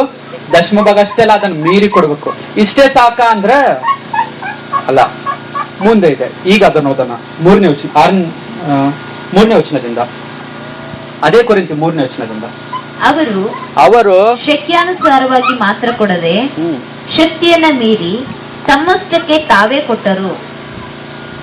ಮುಂದೆ ಇದಕ್ಕೆ ನಾನು ಸಾಕ್ಷಿ. ಅವ್ರು ಏನ್ ಮಾಡಿದ್ರು? ಅವರೇ ತಪ್ಪಿಸ್ಕೊಂಡ್ರು. ರೋಮಾಪುರದವ್ರು ಬರೋ ಪತ್ರಿಕೆ 12ನೇ 1ನೇ ವಚನ. ರೋಮಾಪುರದವರಿಗೆ ಬರೆದ ಪತ್ರಿಕೆ 12ನೇ 1ನೇ ವಚನ. ಆದದರಿಂದ ಸಹೋದರರೇ, ದೇವರ ಕನಿಕರವನ್ನು ನಿಮ್ಮ ನೆನಪಿಗೆ ತಂದು ನಿಮ್ಮನ್ನು ಬೇಡಿಕೊಳ್ಳುವುದೇನೆಂದರೆ, ನೀವು ನಿಮ್ಮ ದೇಹಗಳನ್ನ ದೇವರಿಗೆ, ಯಾರಿಗೆ? ದೇವರಿಗೆ ಮೀಸಲಾಗಿಯೂ ಮೆಚ್ಚುಗೆಯಾಗಿಯೂ ಇರುವ ಸಜೀವ ಯಜ್ಞವಾಗಿ ಅರ್ಪಿಸಿರಿ. ಈಗೇನ್ ಅರ್ಪಿಸ್ಬೇಕು ಹೇಳಿ? ನಿಮ್ಮ ಕಾಣಿಕೆ ಅಷ್ಟೇ ಅಲ್ಲ, ನಿಮ್ಮನ್ನು ನೀವೇ ಅರ್ಪಿಸ್ಬೇಕು ದೇವರಿಗೆ. ನಾನು ಕಾಣಿಕೆ ಕೊಟ್ಟಿದ್ರೆ ಮುಗೀತಲ್ಲ, ಬರೀ ಕಾಣಿಕೆ ಅಷ್ಟು ಕೊಡೋದಲ್ಲ, ನಿಮ್ಮನ್ನ ನೀವೇ ದೇವರಿಗೆ ಕೊಡ್ಬೇಕು. ಇವತ್ತು ನನ್ನನ್ನು ನಾನೇ ದೇವರಿಗೆ ಸಮರ್ಪಣೆ ಮಾಡ್ಕೊಂತ ಇದ್ದೇನೆ ಬ್ರದರ್. ಇದು ನಾನು ಮಾಡೋದು. ನನ್ನ ಅರ್ಪಣೆ ಏನು? ನಾನೇ ಸೇವೆಗೆ ನನ್ನನ್ನು ನಾನೇ ಸಮರ್ಪಿಸ್ತಾ ಇದ್ದೀನಿ. ಏನ್ ಸಮರ್ಪಣೆ ಮಾಡೋದು? ನಿಮ್ಮ ಕೈಗಳನ್ನು ದೇವರ ಸೇವೆ ಕೊಡಿ, ನಿಮ್ಮ ಕಣ್ಣುಗಳನ್ನು ದೇವರ ಸೇವೆ ಕೊಡಿ, ನಿಮ್ಮ ಬಾಯನ್ನು ದೇವರ ಸೇವೆ ಕೊಡಿ, ನಿಮ್ಮ ನಾಲಿಗೆಯನ್ನು ದೇವರ ಸೇವೆ ಕೊಡಿ, ನಿಮ್ಮ ಕಾಲುಗಳನ್ನು ದೇವರ ಸೇವೆ ಕೊಡಿ, ನಿಮ್ಮ ಮನಸ್ಸನ್ನು ದೇವರ ಸೇವೆ ಕೊಡಿ. ನಿಮ್ಮ ಕೈಗಳಿಂದ ಇನ್ನೊಬ್ಬರಿಗೆ ಸಹಾಯ ಮಾಡಿ, ನಿಮ್ಮ ಪಾದಗಳಿಂದ ನಡೆದು ಒಂದೊಂದು ಹಳ್ಳಿಗೆ ಹೋಗಿ ಸುವಾರ್ತೆ ಸಾರಿ, ನಿಮ್ಮ ಬಾಯಿಂದ ಹಾಡಾಡಿ ಸುವಾರ್ತೆ ಸಾರಿ. ಸುವಾರ್ತೆ ಸಾರೋದ್ರಿಂದ ಅನೇಕ ಆತ್ಮಗಳನ್ನು ರಕ್ಷಿಸ್ರಿ. ಆದ್ರೆ ಬರೀ ಸುಮ್ಮನಿರೋದ್ರಿಂದ ಆಗೋದಿಲ್ಲ. ಏನ್ ಅರ್ಪಣೆ ಮಾಡ್ಬೇಕೀಗ? ಬರೀ ಕಾಣಿಕೆ ಅಷ್ಟಲ್ಲ, ನೀವು ಕಾಣಿಕೆ ಹಾಕುವಾಗ ಕಾಣಿಕೆ ಜೊತೆ ನಿಮ್ಮನ್ನು ನೀವೇ ದೇವರಿಗೆ ಸಮರ್ಪಿಸಬೇಕು. ನೀವು ಕಾಣಿಕೆ ಕೊಟ್ಟು ದೇವರ ಸೇವೆ ಇನ್ನೊಬ್ರು ಮಾಡ್ತಾರಂದ್ರೆ ಯಾರು ಮಾಡ್ತಾರೆ? ನೀವೆದ್ದು ಬಂದು ಮಾಡ್ಬೇಕು. ನಿಮ್ಮ ದೇಹ ದೇವರದ್ದು, ನಿಮ್ದಲ್ಲ. ನಿಮ್ಮ ದೇಹದಲ್ಲಿರುವಂತ ಪ್ರತಿ ಒಂದು ಭಾಗವು ಆತ್ಮಗಳ ರಕ್ಷಣೆಗಾಗಿ ಹೋರಾಡಬೇಕು, ಆತ್ಮಗಳ ರಕ್ಷಣೆಗಾಗಿ ಸುವಾರ್ತೆನ ಸಾರಬೇಕು. ಇದು ನಿಜವಾದಂತ ದೇವರಿಗೆ ಕೊಡುವಂತ ಅರ್ಪಣೆ. ಎಷ್ಟು ಮಂದಿ ಕೊಡ್ತಾ ಇದೀವಿ ಇವತ್ತು? ಕಾಣಿಕೆ ಕೊಟ್ಟರೆ ಅಷ್ಟೇ ಅಲ್ಲ, ನಿಮ್ಮ ನೀವೇ ಕೊಡ್ಬೇಕು ದೇವರ ಸೇವೆಗೆ. ಹಲ್ಲೆಲೂಯಾ. ಎಷ್ಟು ಮಂದಿ ಕೊಡ್ತೀರಾ ನಿಮ್ಮಲ್ಲಿ ಇವತ್ತು? ಎಷ್ಟು ಮಂದಿ ಸಿದ್ಧರಾಗಿದ್ದೀರಿ? ಎಷ್ಟು ಮಂದಿಗೆ ಅರ್ಥ ಆಯ್ತು ಹೇಳ್ರಿ. ಅಂದ್ರೆ ನೀವು ನೋಡಿದ್ರೆ ನನಗೆ ಸ್ವಲ್ಪ ಡೌಟೇ ಬರ್ತೈತಿ. ಒಂದೊಂದ್ಸಲ ನನಗೆ ಬರೋ ಡೌಟ್ ಏನಂದ್ರೆ ನಾನು ಕನ್ನಡದಲ್ಲಿ ಮಾತಾಡಿದ್ರೆ ಮತ್ತೆ ಯಾವತ್ತಾದ್ರೂ ಭಾಷೆಯಲ್ಲಿ ಮಾತಾಡ್ತಾ ಇದ್ದೀನಿ. ಅರ್ಥ ಆಗ್ತಾ ಇದೆ ಎಲ್ಲರಿಗೂ? ಎಲ್ಲರಿಗೂ ಸ್ಪಷ್ಟವಾಗಿ ಅರ್ಥ ಆಗ್ತಾ ಇದೆಯಾ? ದೇವ್ರಿಗೆ ಸ್ತೋತ್ರ. ಮುಂಚೆನ ಇನ್ನೂ ಸ್ವಲ್ಪ ವಾಕ್ಯ ಕಲಿಯೋಣ. ಎಷ್ಟು ಮಂದಿಗೆ ಇನ್ನೂ ಕಲಿಬೇಕಂತ ಇದ್ದಾರೆ? ಎಷ್ಟು ಇಂಟ್ರೆಸ್ಟಿಂಗ್ ಅನಿಸ್ತೈತಲ್ಲ ಬೈಬಲ್ ಓದಿದ್ರೆ. ಬೈಬಲ್ ಅಂದ್ರೆ ಏನೋ ಸುಮ್ಮನೆ ಅಂತ ಓದ್ಕೊಂತ ಓದೋದು, ಎಕ್ಸ್ಪ್ರೆಸ್ ಹೊಡೆದಂಗೆ ಓದೋದು, ಅರ್ಥ ಆಗಿಲ್ಲ ಅಂತ ಶೋಕೇಸಲ್ಲಿ ಇಟ್ಬಿಡೋದು. ನಮ್ಮಲ್ಲಿ ಬಹಳಷ್ಟು ಜನ ಏನ್ ಮಾಡ್ತೀವಿ ಅಂದ್ರೆ ಬೈಬಲಲ್ಲಿ ಬರೀ ನಿನ್ನನ್ನ ದೇವರು ಆಶೀರ್ವದಿಸೋನು ಅಂಡರ್ಲೈನ್, ನೀನು ದೇವರ ಸೇವೆಗೆ ಹೋಗ್ಬೇಕು ಬೇಡ. ಎಷ್ಟು ಮಂದಿ ಬೈಬಲಲ್ಲಿ ಮಾರ್ಕು 16-15 ಅಂಡರ್ಲೈನ್ ಮಾಡ್ಕೊಂಡಿರಿ ಹೇಳಿ? ನೀವು ಲೋಕದ ಎಲ್ಲಾ ಕಡೆ ಹೋಗಿ ಸ್ವಾರ್ಥ ಸರ್ವಕ್ಕೆ ಎಷ್ಟು ಮಂದಿ ಅಂಡರ್ಲೈನ್ ಮಾಡ್ಕೊಂಡ್ರಿ? ಅದು ಸ್ವಲ್ಪ ಕಷ್ಟ ಬರೋದ್ರೆ ನಮ್ ಗಂಡ ಬಿಡಂಗಿಲ್ಲ, ನಮ್ಮ ಹೆಂಡತಿ ಒಪ್ಪಂಗಿಲ್ಲ, ಮಕ್ಳಿದಾರ ಅವರು ಓದಿದ ಮೇಲೆ ಹೋಗ್ತೀರಿ. ಅದಕ್ಕೆ ಒಂದೊಂದ್ಸಲ ನಗು ಬರ್ತೈತಿ ಕೆಲವೊಬ್ರು. ನಾವು ಓದ್ತೀವಲ್ಲ, ಸೇವೆ ಮಾಡ್ರಿ ಅಂದ್ರೆ ಏನ್ ಮಾಡ್ತಾರೆ? ಓದ್ಬೇಕು ಬರೋದಾರ. ಎಷ್ಟು ಓದ್ಬೇಕು? ಓದ್ತಾನೇ ಇರ್ತಾರ ಅವರು, ಮುಗ್ಸಂಗಿಲ್ಲ. ಓದ್ತಾರೆ, ಓದಿದ್ಮೇಲೆ ಏನ್ ಮಾಡ್ಬೇಕು? ಸೇವೆ ಮಾಡ್ರಿ ಅಂದ್ರೆ ಇಲ್ಲ ಮದುವೆ ಮಾಡ್ಕೋಬೇಕು. ಮದುವೆ ಮಾಡ್ಕೊಂಡು ಏನ್ ಮಾಡ್ತೀರಿ? ಮಕ್ಳೇನ್ ಮಾಡ್ತೀರಿ? ಮತ್ತೆ ಆವಾಗ ಸೇವೆಗೆ ಬರ್ತೀರಾ? ಇಲ್ಲ ಅವರು ಸ್ವಲ್ಪ ದೊಡ್ಡವ್ರು ಆಗ್ಬೇಕು, ಅವ್ರನ್ನ ಓದಿಸೋದು, ಅವರು ದೊಡ್ಡವ್ರು ಆಗ್ತಾರೆ. ಈಗ ಸೇವೆಗೆ ಬರ್ತೀರಾ? ಇಲ್ಲ ಮತ್ತೆ ಅವ್ರಿಗೆ ಮದುವೆ ಮಾಡ್ಬೇಕು. ಮತ್ತೆ ಮಾಡಿದ್ರಿ, ಅಷ್ಟರಲ್ಲಿ ನಿಮ್ಮ ಇಡೀ ಕೂದಲೆಲ್ಲ ಬೆಳಗಾಗಿರ್ತವೆ. ಮತ್ತು ಸೇವೆಗೆ ಬರ್ತೀರಾ? 60 ವರ್ಷ ಆಗಿರುತ್ತೆ. ಇಲ್ಲ, ವಯಸ್ಸಾದ ಬಹಳಷ್ಟು ಜನ ಏನ್ ಮಾಡ್ತಾರೆ ಗೊತ್ತಾ? ಸಾಯುವಂತ ಕೊನೆಯ ಸ್ಥಿತಿಯಲ್ಲಿ ಇರ್ತಾರೆ. ನಿಮ್ ಕೊನೆಯ ಆಸೆ ಏನು ಅಂದ್ರೆ ನಾನ್ ದೇವರಿಗಾಗಿ ಒಂದಾತ್ಮನಾದ್ರೂ ಗೆಲ್ಬೇಕಂತ ಹೇಳ್ತಾರ. ನಮ್ಮ ಮೊಮ್ಮಗನ ಮದುವೆ ನೋಡಿ ಸಾಯ್ಬೇಕಂತ ಇದೇನ್ರಿ? ಮೊಮ್ಮಗನ್ ಮದುವೆ ನೋಡಿ ನಿನಗೇನ್ ಬರ್ತೈತಿ ಹೇಳಿ? ಏನ್ ಬರ್ತೈತಿ? ಏನಾದ್ರೂ ಬರ್ತೈತಾ? ಏನೂ ಬರಂಗಿಲ್ಲ. ದೇವ್ರ ಮಕ್ಕಳೇ, ನಿಮಗೆ ವಯಸ್ಸಿದ್ದಾಗ, ಶಕ್ತಿ ಇದ್ದಾಗ ದೇವರಿಗೆ ನಿಮ್ಮನ್ನ ನೀವು ಕೊಡಿ. ನೀವು ನಾನ್ ಹೆಣ್ಮಕ್ಳ್ರಿ, ನಾವು ಹೆಂಗ್ ಹೋಗೋದ್ರಿ ಸೇವೆಗೆ? ಇಲ್ಲ, ಬರ್ಬೇಕು. ನಿಮಗೆ ಅನುಕೂಲ ಆದ ರೀತಿಯಲ್ಲಿ ನೀವೇ ಸಿದ್ಧ ಮಾಡ್ಕೊಂಡು ಹೋಗ್ರಿ. ಒಬ್ರೇ ಹೋಗ್ಬೇಡ್ರಿ, ಗುಂಪು ಗುಂಪಾಗಿ ಹೋಗ್ರಿ, ಸೇರಿ ಹೋಗ್ರಿ, ಸಭೆಗಳಾಗಿ ಸೇರಿ ಹೋಗ್ರಿ. ಆದ್ರೆ ಸುವಾರ್ತೆ ಸಾರೋದು ಮಾತ್ರ ನಿಲ್ಲಿಸ್ಬೇಡ್ರಿ. ಇವತ್ತು ನಿಜವಾದಂತ ಅರ್ಪಣೆ ಯಾವುದಂದ್ರೆ ನೀವು ದೇವರ ಸೇವೆಗೆ 10 ಕೋಟಿ ಕೊಡೋದಲ್ಲ, 10 ಲಕ್ಷ ಕೊಡೋದಲ್ಲ, ನಿಮ್ಮ ಇಡೀ ಆಸ್ತಿ ಬರೆದು ಕೊಡೋದಲ್ಲ, ನಿಮ್ಮ ನೀವೇ ದೇವರಿಗೆ ಕೊಡೋದೇ ನಿಜವಾದಂತ ಅರ್ಪಣೆ. ಇದನ್ನ ನೀವು ಕೊಡ್ಬೇಕು. ಸೇವೆಗೆ ಬೇಕಾದ್ರೆ ದುಡ್ಡು ಕೊಡ್ರಿ, ಎಷ್ಟು ಬೇಕಾಗುತ್ತೆ ಅಷ್ಟು ಕೊಡ್ರಿ. ಇವತ್ತು ಈ ಪ್ರೋಗ್ರಾಮ್ ನಡಿಬೇಕಂದ್ರೆ ಎಷ್ಟು ಕಷ್ಟ ಆಯ್ತು ಗೊತ್ತಾ? ಸುಲಭ ಇರ್ಲಿಲ್ಲ. ಮೊನ್ನೆ ಹೋದ ಕ್ಲಾಸಲ್ಲಿ ಒಬ್ಬೊಬ್ರು ನಾನು 200 ರೂಪಾಯಿ ಕೊಡ್ತೀನಿ, ನಾನು 500 ರೂಪಾಯಿ ಕೊಡ್ತೀನಿ ಅಂದಾಗ ನನಗೆ ಇದೇ ಸಭೆ ನನಗೆ ಬಂತು. ಆವತ್ತೇ ಹೇಳ್ಬೇಕಂತಿದ್ದೆ, ಇವತ್ತು ಆ ಸಂದರ್ಭ ಬಂದಾಗ ಹೇಳಿದ್ರೆ ಕರೆಕ್ಟ್ ಇರುತ್ತೆ ಅಂತ ಸುಮ್ಮನೆ ಐತೆ. ಹೆಂಗ್ರಿ, ಒಬ್ರು 50 ರೂಪಾಯಿ, ಒಬ್ರು 100 ರೂಪಾಯಿ, ಒಬ್ರು 200 ರೂಪಾಯಿ. ಇದು ಪ್ರೋಗ್ರಾಮ್ ನಾನ್ ನಡ್ಸೋದಲ್ಲ, ನೀವು ನಡ್ಸೋಂತ ಪ್ರೋಗ್ರಾಮ್. ನೀವು ಕೊಟ್ಟಿದ್ದು ಎಷ್ಟು ಕೊಟ್ಟಿದ್ದೀರಂತಲ್ಲ, ನೀವು ಕೊಡುವಂತ ಮನಸ್ಸಿಂದ ದೇವರ ಸೇವೆ ಕೊಟ್ರಲ್ಲ, ಅದನ್ನು ತೋರಿಸ್ಲಿಕ್ಕೆ ನಿಮ್ಮನ್ನ ದೇವರು ಬಹಳವಾಗಿ ಆಶೀರ್ವದಿಸ್ತಾನೆ. ಹಲ್ಲೆಲೂಯ. ಸೊ ನಾವು ಈಗ ಬೈಬಲನ್ನ ಹೇಗೆ ಅರ್ಥ ಮಾಡ್ಕೋಬೇಕು? ಒಂದು, ಅಲ್ಲಿ ಸ್ವಲ್ಪ ಇಲ್ಲಿ ಸ್ವಲ್ಪ. ಎರಡನೇದೇನು? ಸಮಯ. ಯಾವ್ದು ಸಮಯ? ಸಂದರ್ಭ ಯಾವುದು? ಕಾಲಕ್ಕೆ ಸಂಬಂಧಪಟ್ಟಿತ್ತು. ನಾವೇನ್ ನೋಡಿದ್ವಿ? ಮನುಷ್ಯನ ಆಯುಷ್ಕಾಲ ಎಷ್ಟಿತ್ತು? ಶಾಶ್ವತವಾಗಿದ್ದ 1000 ವರ್ಷ, 120 ವರ್ಷ, 70 ವರ್ಷ. ಆಮೇಲೆ ನೀರಿನ ಮೇಲೆ ಗುಲ್ಲ ಇದ್ದಾಗ. ಅರ್ಪಣೆಗಳ ಕಡೆ ಬಂದಾಗ ಮೊದಲು ಕೈಯನೇಬಲ್ ಅರ್ಪಣೆ ಕೊಟ್ರು. ಅವ್ರು ಎಷ್ಟು ಕೊಟ್ರು ಅಂತ ಲೆಕ್ಕ ಇರಲಿಲ್ಲ. ಆಮೇಲೆ ಲೇವಿಯ ಕಾಂಡದಲ್ಲಿ, ಯಾಜಕ ಕಾಂಡದಲ್ಲಿ ಬಂದಾಗ 10ನೇ ಭಾಗ ಕೊಡ್ಬೇಕಂತ ಬಂತು. ಆಮೇಲೆ ಎಷ್ಟು ಬಂತು? ಆಮೇಲೆ 10ನ್ನ ಮೀರಿ ಕೊಡ್ಬೇಕು. ಆಮೇಲೆ ಈಗ ನಿಮ್ಮನ್ನ ನೀವೇ ದೇವರಿಗೆ ಸಮರ್ಪಿಸ್ಬೇಕು. ಎಷ್ಟು ಮಂದಿ ನಿಮ್ಮನ್ನು ನೀವು ದೇವರಿಗೆ ಸಮರ್ಪಿಸ್ತಾರೆ? ರೋಮಾಪುರದವರು ಬರೆದ ಪತ್ರಿಕೆ, ರೋಮಾಪುರದವರು ಬರೆದ ಪತ್ರಿಕೆ 6ನೇ ಅಧ್ಯಾಯ 13ನೇ ವಚನ ನೋಡ್ರಿ. ಇದು ಮಾತ್ರವಲ್ಲದೆ ನೀವು ನಿಮ್ಮ ಅಂಗಗಳನ್ನ ಪಾಪಕ್ಕೆ ಒಪ್ಪಿಸುವವರಾಗಿದ್ದು ದುಷ್ಟತ್ವವನ್ನು ನಡೆಸುವ ಸಾಧನಗಳಾಗ ಮಾಡಬೇಡಿರಿ. ಆದರೆ ಸತ್ತವರೊಳಗಿಂದ ಜೀವಿತರಾಗಿರಲಾಗಿ ನಿಮ್ಮನ್ನು ದೇವರಿಗೆ ಒಪ್ಪಿಸಿಕೊಟ್ಟು ನಿಮ್ಮ ಅಂಗಗಳನ್ನು, ನಿಮ್ಮ ದೇಹದಲ್ಲಿರುವಂತ ಅಂಗಗಳನ್ನು, ನೀತಿ ಕೃತ್ಯಗಳನ್ನು ನಡೆಸುವ, ದೇವರ ವಾಕ್ಯದ ಪ್ರಕಾರವಾದಂತ ಕಾರ್ಯಗಳನ್ನು ನಡೆಸಲಿಕ್ಕೆ ಸಾಧನಗಳನ್ನಾಗಿ ಆತನಿಗೆ ಸಮರ್ಪಿಸಿರಿ. ಏನ್ ಕೊಡ್ಬೇಕು ಹೇಳಿ? ನಿಮ್ಮ ದೇಹಗಳನ್ನ. ನಿಮಗೆ ವಯಸ್ಸಿದೆ, ಶಕ್ತಿ ಇದೆ, ಈಗಲೂ ಕೊಡ್ರಿ. ಮುದುಕರಾದ್ಮೇಲೆ ಮಾಡೋದೇನಿಲ್ಲ, ಮುದುಕರಾದ್ಮೇಲೆ ಮಾಡೋದೇನಿಲ್ಲ, ಈಗ ನಿಮ್ ಶಕ್ತಿ ಇದೆ. ದಯವಿಟ್ಟು ನೀವು ಎಲ್ಲರೂ ಸೇವೆಗೆ ಬರ್ರಿ. ಇದು ಒಬ್ರೇ ನಡೆಸೋದಲ್ಲ, ಪ್ರತಿ ಒಬ್ರು ಬರ್ಬೇಕು. ಕಷ್ಟ ಆದ್ರೂ ಪರವಾಗಿಲ್ಲ, ಕೆಲವೊಂದು ಆತ್ಮಗಳನ್ನಾದ್ರೂ ಕ್ರಿಸ್ತನಿಗಾಗಿ ಕಾಪಾಡೋಣ. ನಿಮ್ ಪಕ್ಕದ ಮನೆಯವ್ರಿಗೆ ಹೇಳ್ರಿ, ಎದುರು ಮನೆಯವ್ರಿಗೆ ಹೇಳ್ರಿ, ಪಕ್ಕದ ಹಳ್ಳಿಯವ್ರಿಗೆ ಹೇಳ್ರಿ, ಬೇರೆ ಊರುಗಳಿಗೆ ಹೋಗ್ರಿ, ಎಲ್ಲಾ ಕಡೆ ಸುವಾರ್ತಿಸ್ತಾರೆ. ಆತ್ಮಗಳನ್ನ ನಾವು ರಕ್ಷಿಸೋಣ. ಮೂರನೇದು ನೋಡೋಣ. ಮೂರನೇದು ಯಾವ ತರ ಬೈಬಲ್ ಅರ್ಥ ಮಾಡ್ಕೋಬೇಕಂದ್ರೆ ಅಪೊಸ್ತಲ ಕೃತ್ಯಗಳು. ಇದು ಕೊನೆದು ಹೇಳಿ ಮುಗಿಸ್ತೀನಿ. ಅಪೊಸ್ತಲ ಕೃತ್ಯಗಳು 8ನೇ ಅಧ್ಯಾಯ.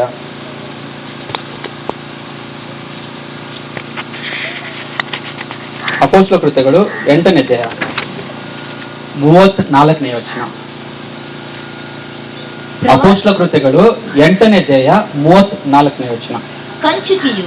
ಕಂಚುಕೆಯು ಈ ವಚನವನ್ನು ಕುರಿತು ಪ್ರವಾದಿಯು ಇದನ್ನು ಯಾರ ವಿಷಯದಲ್ಲಿ ಹೇಳಿದ್ದಾನೆ, ತನ್ನ ವಿಷಯದಲ್ಲಿಯೋ ಮತ್ತೊಬ್ಬನ ವಿಷಯದಲ್ಲಿಯೋ ದಯಮಾಡಿ ಹೇಳಬೇಕು ಎಂದು ಫಿಲಿಪ್ಪನನ್ನು ಕೇಳಲು ಫಿಲಿಪ್ಪನು ಉಪದೇಶಿಸುವುದಕ್ಕೆ ತೊಡಗಿದ. ಇದನ್ನೇನ್ ಮಾಡಬೇಕು ಅಂದ್ರೆ, ಬೈಬಲ್ ಓದುವಾಗ ಯಾರು ಯಾರಿಗೆ ಯಾವಾಗ ಹೇಳಿದ್ದಾರೆ. ಯಾಕಿದಂದ್ರೆ ಎಲ್ಲ ನಮಗಾಗಿ ಬರ್ಸಲ್ಪಟ್ರು, ಎಲ್ಲ ಇದ್ದಿದ್ದನ್ನ ಹಂಗೇ ತಗೊಂಡ್ರೆ ಏನ್ ಮಾಡ್ಬೇಕಾಗ್ತೈತಿ? ಒಂದ್ ಜೋಕ್ ಹೇಳ್ದಲ್ಲ, ಏನು ಉರುಳು ಹಾಕೊಂಡು ಸಾಯ್ಬೇಕಾಗ್ತೈತಿ. ನಾವು ಇದು ಯಾರಿಗೆ ಯಾರು ಹೇಳ್ತಾ ಇದ್ದಾರೆ ಅನ್ನೋದನ್ನ ದಯವಿಟ್ಟು ಗಮನ ಕೊಟ್ಟು ಸರಿಯಾಗಿ ಕೇಳ್ಕೋಬೇಕು. ಆದಿಕಾಂಡ 12ನೇ ಅಧ್ಯಾಯ, ಆದಿಕಾಂಡ 12ನೇ ಅಧ್ಯಾಯ 2ನೇ ವಚನದಿಂದ. ನಾನು ನಿನ್ನನ್ನ ಆಶೀರ್ವದಿಸಿ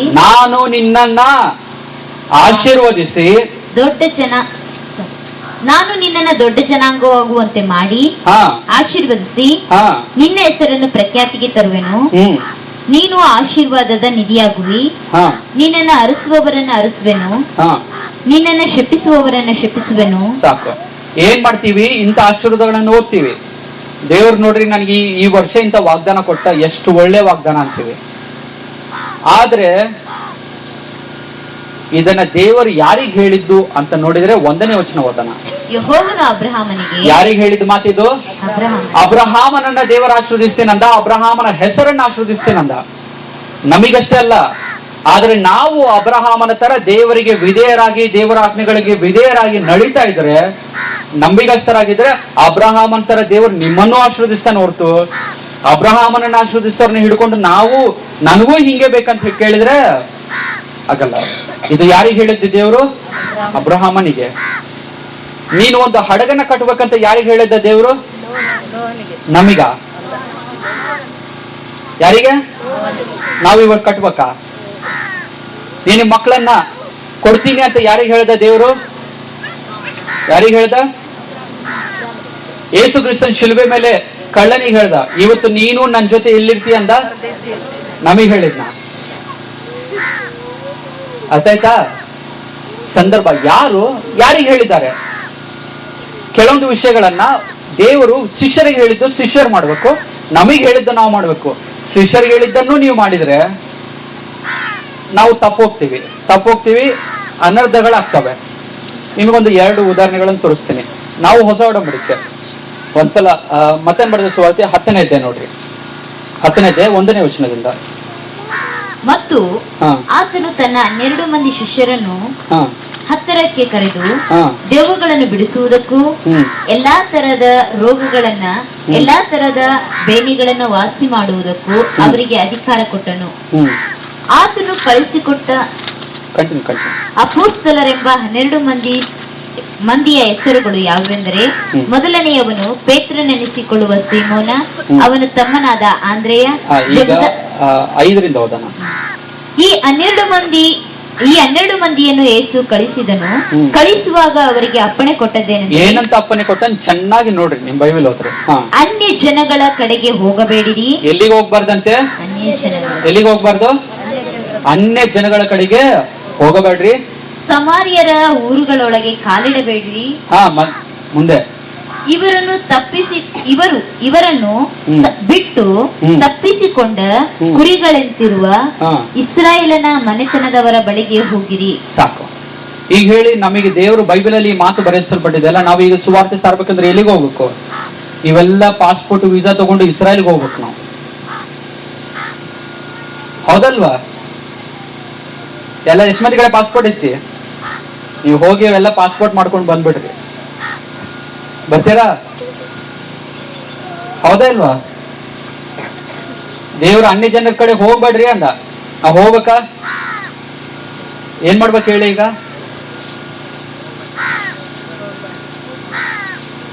ಇದು ಯೇಸು ಕ್ರಿಸ್ತನ್ ಯಾರಿಗೆ ಹೇಳಿದ್ದು? 12 ಮಂದಿ ಶಿಷ್ಯರಿಗೆ. ಇದಾದ್ಮೇಲೆ ಅಲ್ಲೇ ನಿಂತಿಲ್ಲ, ಆವಾಗಿನ ಕಾಲದಲ್ಲಿ ನೀವು ಅಲ್ಲಿಗೆ ಹೋಗ್ಬೇಡ್ರಿ ಅಂತ. ಆದ್ರೆ ಮಾರ್ಕನ್ ಬರೆದ ಸುವಾರ್ತೆ 16-15 ಏನಂತ ಓದಿದೆ ನೋಡ್ರಿ. ನೀವು ಲೋಕದ ಎಲ್ಲಾ ಕಡೆಗೆ ಹೋಗಿ ಜಗತ್ತಿಗೆಲ್ಲ ಸುವಾರ್ತೆಯನ್ನು ಸಾರಿರಿ. ಈಗ ಏನ್ ಮಾಡ್ದ? ಆವಾಗ ಬೇಡ ಅಂದ, ಈಗ ಹೋಗಂತ. ಅದಕ್ಕೆ ಕಾಲವನ್ನ ಸರಿಯಾಗಿ ಅರ್ಥ ಮಾಡ್ಕೊಂಡಿಲ್ಲ ಅಂದ್ರೆ, ನೀವು ಇಸ್ರಾಯೇಲರಿಗೆ ದೇವರು ನೀವು 10ನೇ ಭಾಗ ಕೊಡ್ಬೇಕಂತ ಹೇಳಿ ಇಸ್ರಾಯೇಲರಿಗೆ ಹೇಳ್ದ ದೇವರು. ಅವ್ರು ಕೊಟ್ರು ಪರವಾಗಿಲ್ಲ, ನಾವು 10ನೇ ಭಾಗನೇ ಕೊಡ್ಬೇಕಂತ ಅಷ್ಟೇ ಕೊಟ್ರೆ ನಾವು ಅದನ್ನ ಮೀರಿ ಕೊಡ್ಬೇಕು. ನಾವು ಅಲ್ಲೇ ನಿಲ್ಬಾರ್ದು. ಹೊಸ ಒಡಂಬಡಿಕೆಯಲ್ಲಿ ದೇವರ ಆಜ್ಞೆಗಳನ್ನ ಬದಲಾಯಿಸಲಿಲ್ಲ, ಆ ಆಜ್ಞೆಗಳ ಸ್ಟ್ಯಾಂಡರ್ಡ್ ಅನ್ನ ಹೆಚ್ಚಿಗೆ ಮಾಡಿದಾನೆ. ಎಲ್ಲ ಸರಿಯಾಗಿ ಅರ್ಥ ಮಾಡ್ಕೊಂಡು, ಮತ್ತೆ ನಾನು ದಶಮ ಭಾಗ ಕೊಡಬೇಡ್ರಿ ಅಂತ ಹೇಳ್ಬಿಟ್ಟೆ ಅಂತ ಹೇಳಿ ಯಾರು ಕೊಡೋದು ಬಿಡಬೇಡ್ರಿ. ನಾ ಹೇಳಿದ ಅರ್ಥ ಅಂದ್ರೆ ದಶಮ ಭಾಗ ಅಷ್ಟೇ ಅಲ್ಲ, ಅದನ್ನ ಮೀರಿ ಕೊಡಬೇಕು. ಇದು ದೇವರ ಆಜ್ಞೆ. ಹಳೆ ಒಡಂಬಡಿಕೆಯಲ್ಲಿ ಬರೀ 10 ಕೊಟ್ರೆ ಸಾಕು, ಈಗ 10 ಅಲ್ಲ, 10ನ್ನ ಮೀರಿ ಕೊಡ್ಬೇಕು. ನಿಮ್ಮ ನೀವೇ ಸಮರ್ಪಿಸ್ಬೇಕು. ಈಗ ಹಳೆಯ ಒಡಂಬಡಿಕೆಯಲ್ಲಿ ದೇವರು ಇಸ್ರಾಯೇಲರಿಗೆ ಕೊಟ್ಟಂತ ಕೆಲವೊಂದು ಆಜ್ಞೆಗಳನ್ನ ಹೊಸ ಒಡಂಬಡಿಕೆಯಲ್ಲಿ ಹೇಗೆ ಬದಲಾಯಿಸಿದ, ಇಲ್ಲ ಅದರ ಸ್ಟ್ಯಾಂಡರ್ಡ್ ಅನ್ನ ಹೇಗೆ ಮಾರ್ಪಡಿಸಿದಾನೆ ಕೆಲವೊಂದು ನೋಡೋಣ. ವಿಮೋಚನೆ ಕಾಂಡ 20ನೇ ಅಧ್ಯಾಯ ನಮಗೆಲ್ಲ ಗೊತ್ತಿರುವಂತದ್ದು ಯಾವುದು ಹೇಳಿ? 10 ಆಜ್ಞೆಗಳು. 20ನೇ ಅಧ್ಯಾಯ 1ನೇ ವಚನದಿಂದ. ದೇವರು ಮುಂದಿನ ಆಜ್ಞೆಗಳನ್ನೆಲ್ಲ ಕೊಟ್ಟನು. ನೀನು ದಾಸತ್ವದಲ್ಲಿದ್ದ ಐಗುಪ್ತ ದೇಶದೊಳಗಿಂದ ನಿನ್ನನ್ನು ಬಿಡುಗಡೆ ಮಾಡಿದ ಯೆಹೋವನೆಂಬ ನಿನ್ನ ದೇವರು ನಾನೇ. ನಾನಲ್ಲದೆ ನಿನಗೆ ಬೇರೆ ದೇವರುಗಳು ಇರಬಾರದು, ಯಾವ ಮೂರ್ತಿಯನ್ನು ಮಾಡಿಕೊಳ್ಳಬಾರದು. ನಿಮಿಷ, ಇಲ್ಲಿ ಎಷ್ಟು ಆಜ್ಞೆಗಳಿದಾವೆ ಹೇಳಿ? ನಾವು 10 ಆಜ್ಞೆಗಳನ್ನು ಪಾಲಿಸ್ಬೇಕಾ ಅಂದ್ರೆ ಪಾಲಿಸ್ರಿ, ಒಳ್ಳೇದು, ಪರವಾಗಿಲ್ಲ. ಆದ್ರೆ ಅಲ್ಲೇ ನಿಲ್ಲಬಾರ್ದು. ನಾ ದಶಮ ಭಾಗದ ಬಗ್ಗೆ ಹೇಳಿದ ಪ್ರಕಾರ ಅಷ್ಟೇ ಕೊಟ್ರೆ ಸಾಕಲ್ಲ, ಅದನ್ನ ಮೀರಿ ಕೊಡ್ಬೇಕು. 10 ಆಜ್ಞೆಗಳನ್ನು ಪಾಲಿಸಬೇಕಾ? ಹಳೆಯ ಒಡಂಬಡಿಕೆಯಲ್ಲಿ ದೇವರು ಕೆಲವೊಂದು ಆಜ್ಞೆಗಳನ್ನು ಹೇಗೆ ಕೊಟ್ಟ, ನೀವು ಅದನ್ನ ಹೊಸ ಒಡಂಬಡಿಕೆಯಲ್ಲಿ ಹೇಗೆ ಬದಲಾವಣೆಗೆ ತಂದುಕೊಂಡು ಬಂದ ಅಂತ ಹೇಳೋಣ. ಈಗ ಓದ್ರಿ ಕಂಟಿನ್ಯೂ ಆಗಿ. ಯಾವ ಮೂರ್ತಿಯನ್ನು ಮಾಡಿಕೊಳ್ಳಬಾರದು, ಆಕಾಶದಲ್ಲಾಗಲಿ ಭೂಮಿ. ನರಹತ್ಯೆ ಮಾಡಬಾರ್ದು. ಅದನ್ನ ಎಷ್ಟು ವಚನ? 13ನೇ ವಚನ ಹೋದ್ರಿ. ನರಹತ್ಯೆ ಮಾಡಬಾರದು. ಏನ್ ಮಾಡಬಾರ್ದು? ನರಹತ್ಯೆ ಮಾಡಬಾರದು. ನರಹತ್ಯೆ ಮಾಡಬಾರದು. ಇದು ಹಳೆ ಒಡಂಬಡಿಕೆಯಲ್ಲಿ ದೇವರು ಇಸ್ರಾಯೇಲರಿಗೆ ಕೊಟ್ಟಂತ ಆಜ್ಞೆ. ಈಗ ಹೊಸ ಒಡಂಬಡಿಕೆಯಲ್ಲಿ ಇದನ್ನ ಹಂಗೆ ಇಟ್ಕೊಂಡು ಮತ್ತೇನ್ ಬರೆದ ಸುವಾರ್ತೆ 5ನೇ ಅಧ್ಯಾಯಕ್ಕೆ ಬರ್ರಿ. ಮತ್ತೇನ್ ಬರೆದ ಸುವಾರ್ತೆ 5ನೇ ಅಧ್ಯಾಯ 21ನೇ ವಚನದಿಂದ. ನರಹತ್ಯೆ ಮಾಡಬಾರದು. ನರಹತ್ಯೆ ಮಾಡಬಾರದು ಎಲ್ಲಿಯೂ ಹಳೆಯ ಒಡಂಬಡಿಕೆಯಲ್ಲಿ ಹೇಳಿದಂತ ಮಾತ್ರ ನಿಮಗೆ ಗೊತ್ತಿದೆ. ಮುಂದೆ ನರಹತ್ಯೆ ಮಾಡುವವನು ನ್ಯಾಯ ವಿಚಾರಣೆಗೆ ಗುರಿಯಾಗುವನೆಂದು ನಿಮ್ ಹಿರಿಯರಿಗೆ ಹೇಳಿದೆ ಎಂದು ನೀವು ಕೇಳಿದಿರಷ್ಟೇ. ಹೌದು. ಆದರೆ ನಾನು ನಿಮಗೆ ಹೇಳುವುದೇನೆಂದ್ರೆ, ತನ್ನ ಸಹೋದರನ ಮೇಲೆ ಸಿಟ್ಟುಗೊಳ್ಳುವ ಪ್ರತಿ ಮನುಷ್ಯನು ನ್ಯಾಯ ವಿಚಾರಣೆಗೆ ಗುರಿಯಾಗುವನು. ಸಾಕು. ಏನಂತೆ, ಹಳೆಯ ಒಡಂಬಡಿಕೆಯಲ್ಲಿ ನೀವು ಮನಸ್ಸಲ್ಲಿ ದ್ವೇಷ ಇಟ್ಕೊಂಡ ಒಬ್ಬನ ಕೊಂದ್ರೆ ಪಾಪ. ಆದ್ರೆ ಹೊಸ ಒಡಂಬಡಿಕೆಯಲ್ಲಿ ಬಂದಾಗ ಯೇಸು ಕ್ರಿಸ್ತನ ಆಜ್ಞೆನ ಹೇಗೆ ಬದಲಾಯಿಸಿದ ಗೊತ್ತಾ? ನೀನು ಒಬ್ಬನನ್ನ ಕೊಂದ್ರೆ ಅಲ್ಲ, ಇನ್ನ ಸಹೋದರನ ಮೇಲೆ ಸಿಟ್ಟು ಮಾಡಿಕೊಂಡ್ರು ಅದು ನರಹತ್ಯೆಗೆ ಸಮಾನ ಅಂತ. ಅಲ್ಲಿ ನರಹತ್ಯೆ ಮಾಡಿದ್ರೆ ತಪ್ಪು, ಇಲ್ಲಿ ನರಹತ್ಯೆ ಅಲ್ಲ, ದ್ವೇಷ ಮಾಡಿದ್ರು ಹತ್ಯೆ ಮಾಡಿದಷ್ಟೇ ಪಾಪ. ಸ್ಟ್ಯಾಂಡರ್ಡ್ ಆಫ್ ಹೋಲಿನೆಸ್ ದೇವರು ಯಾವ ಮಟ್ಟಕ್ಕೆ ಏರಿಸಿದ ನೋಡ್ರಿ. ಇನ್ನೊಂದು ಉದಾಹರಣೆ ನೋಡೋಣ. ಇನ್ನೊಂದು ಯಾವುದು? ವ್ಯಭಿಚಾರ ಏನ್ ಮಾಡಬಾರ್ದು? ಮಾಡಬಾರದು. ವ್ಯಭಿಚಾರ ಮಾಡಬಾರದು. ಅದೇ 5:27 ವಚನ ನೋಡೋಣ. ವ್ಯಭಿಚಾರ ಮಾಡಬಾರದೆಂದು ಹೇಳಿದೆ ಎಂಬುದಾಗಿ 10 ಆಜ್ಞೆಗಳಲ್ಲಿ ದಶಾಜ್ಞೆಗಳಲ್ಲಿ ವ್ಯಭಿಚಾರ ಮಾಡಬಾರ್ದಂತ ನಿಮಗೆ ಹೇಳಿದೆಯಲ್ಲ, ನೀವು ಕೇಳಿದಿರಷ್ಟೇ. ಹೌದು. ಆದ್ರೆ ನಾನು ನಿಮಗೆ ಹೇಳುವುದೇನೆಂದ್ರೆ, ಪರಸ್ತ್ರೀಯನ್ನು ನೋಡಿ ಮೋಹಿಸುವ, ಅಲ್ಲಿ ಮನಸ್ಸಲ್ಲಿ ಎಷ್ಟೇ ಆಲೋಚನೆಗಳಿದ್ದು ನೀನು ಶಾರೀರಿಕವಾಗಿ ಹೋಗಿ ಒಬ್ರ ಜೊತೆ ಕೂಡಿ ನೀನ್ ತಪ್ಪು ಮಾಡಿದ್ರೆ ತಪ್ಪಂದ್ರು. ಆದ್ರೆ ಹೊಸ ಒಡಂಬಡಿಕೆಯಲ್ಲಿ ಯೇಸು ಕ್ರಿಸ್ತನ ಆಜ್ಞೆಯನ್ನು ಬದಲಾಯಿಸಿದ. ಏನಂದ?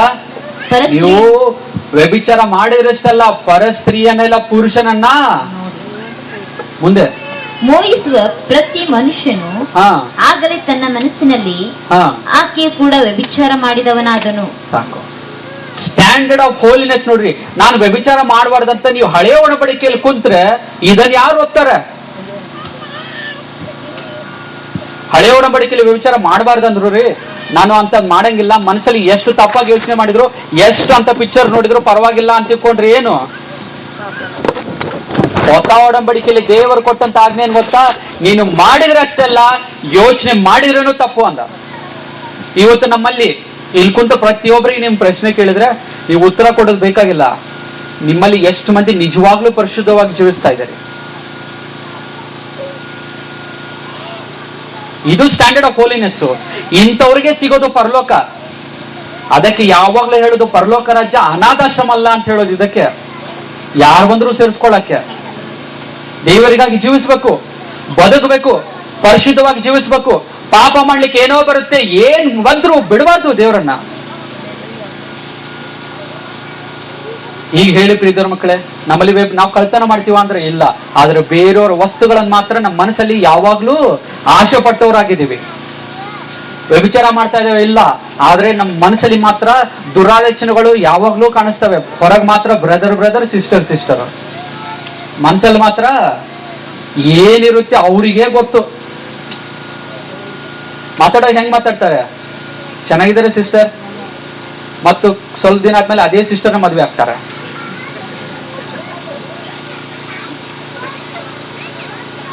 ಪ್ರಿಯರ ಮಕ್ಕಳೇ, ನಾವು ದೇವರ ಸಭೆನ ಪರಿಶುದ್ಧವಾಗಿಡ್ಬೇಕು. ಇವತ್ತು ಅನೇಕರು ಸಭೆಗೆ ಸಂಡೆ ಬರ್ತಾರೆ. ಯಾಕೆ ಬರ್ತಾರೆ ಗೊತ್ತಾ? ಹುಡುಗರನ್ನ ಅಲ್ಲೇ ನೋಡ್ಕೊಂಡ್ ಬರ್ತಾರೆ, ಹುಡುಗರನ್ನ ಅಲ್ಲೇ ನೋಡ್ಕೊಂಡ್ ಬರ್ತಾರೆ. ಈ ಹುಡುಗಿ ಚೆನ್ನಾಗಿದೆ, ಇವ್ರನ್ನ ನಾನು ಮದುವೆ ಮಾಡ್ಕೊಂಡ್ರೆ. ಇವತ್ತು ಅನೇಕರು ಹೆಂಗಿದ್ದಾರೆ ಅಂತಾರೆ, ನಮ್ ಯವನಸ್ಥರು ಇಲ್ಲಿ ಬಹಳ ಮಂದಿ ಇದ್ದಾರೆ, ನಿಮ್ಗೆ ಹೇಳೋಬಿಡ್ತೀನಿ. ನೀವು ಆಮೇಲೆ ಬೈಕೊಂಡ್ರು ಪರವಾಗಿಲ್ಲ. ನನಗೆ ಹೇಗಿರ್ತಾರೆ? ಒಂದು ಹುಡುಗಿ ನೋಡ್ತಾರೆ, ಚೆನ್ನಾಗಿ ಕಾಣಿಸ್ತಾಳೆ ಹುಡುಗಿ, ಕಣ್ಣಿಗೆ ಚೆನ್ನಾಗಿ ಕಾಣಿಸ್ತಾಳೆ, ಅವಳಿಗೆ ಹನ್ನೆಗೆ ಕಾಣಿಸ್ತಾಳೆ. ಹುಡುಗಾಗ್ಲಿ ಹುಡುಗಿ ಆಗ್ಲಿ ಚೆನ್ನಾಗಿ ಕಾಣಿಸ್ತಾಳೆ. ಇವಳಿಗೆ ಬಹಳ ಬುದ್ಧಿ ಇದೆ, ಎಷ್ಟು ತಾಳ್ಮೆಯಿಂದ ಇದ್ದಾರೆ, ಎಲ್ಲ ಚೆನ್ನಾಗಿ ಕಾಣಿಸ್ತೈತಿ.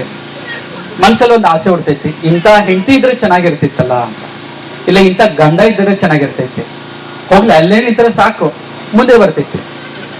ಸ್ವಲ್ಪ ದಿನ ಮಾತಾಡ್ತಾರೆ, ಸೇವೆಗೆ ಬರ್ತಾರೆ.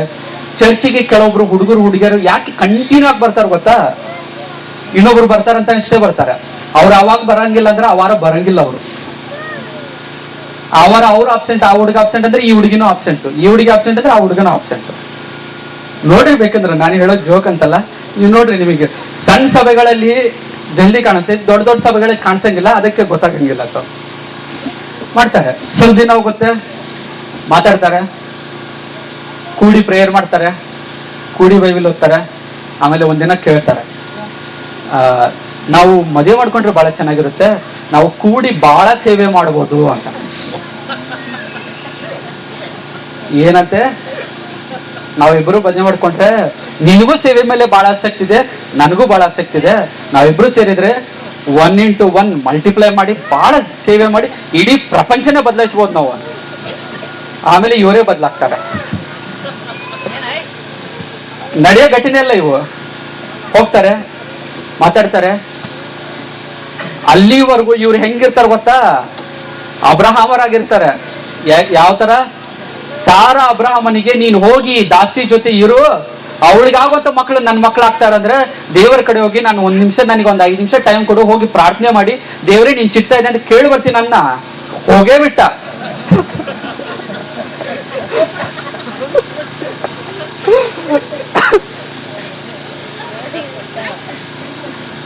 ಆವಾಗ ಅಬ್ರಾಹ್ಮನಿಗೆ ವಯಸ್ಸೆಷ್ಟು ಹೇಳಿ? ಅಬ್ರಾಹ್ಮನಿಗೆ ವಯಸ್ಸೆಷ್ಟಿತ್ತು? ಎಷ್ಟು ವರ್ಷ? 75 ಮೇಲೆ ಇತ್ತು. 75 ಒಂದು ಮುದುಕ. ಇವತ್ತು ಅನೇಕ ಮುದುಕರನ್ನು ನೋಡ್ರಿ, ನೀವು ಮದುವೆ ಆಗ್ತೀರಾ ಅಂದ್ರೆ ಏನಂತಾರೆ, ಏನ್ ನನ್ ಬೇಡ ಅನ್ನಂಗಿಲ್ಲ, ಯಾರು ಕೊಡ್ತಾರೆ ಅಂತಾನೆ.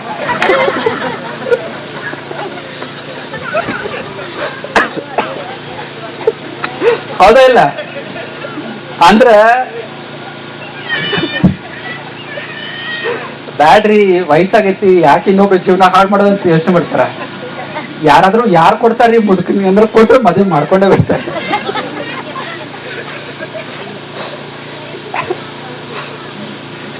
ಅಬ್ರಹಾಮನು ಒಂದ್ ವೇಳೆ ಆ ಸಮಯದಲ್ಲಿ ಸಾರಳು ಈ ಐಗುಪ್ತ ದಾಸಿಯರ ಜೊತೆ ಹೋಗುವಂದಾಗ ಅಬ್ರಹಾಮನ ಒಂದು 5 ನಿಮಿಷ ಪರ್ಮಿಷನ್ ತಗೊಂಡು ಹೋಗಿ, ದೇವರಿಗೆ ನೀನ್ ಚಿತ್ತಾನ ಅಂತ ಒಂದು ಪ್ರಾರ್ಥನೆ ಮಾಡಿದ್ರೆ ಇವತ್ತು ಇಷ್ಟು ಪ್ರಾಬ್ಲಮ್ ಇರ್ತಾನೆ ಇರ್ಲಿಲ್ಲ ಇಡೀ ಪ್ರಪಂಚದಲ್ಲಿ.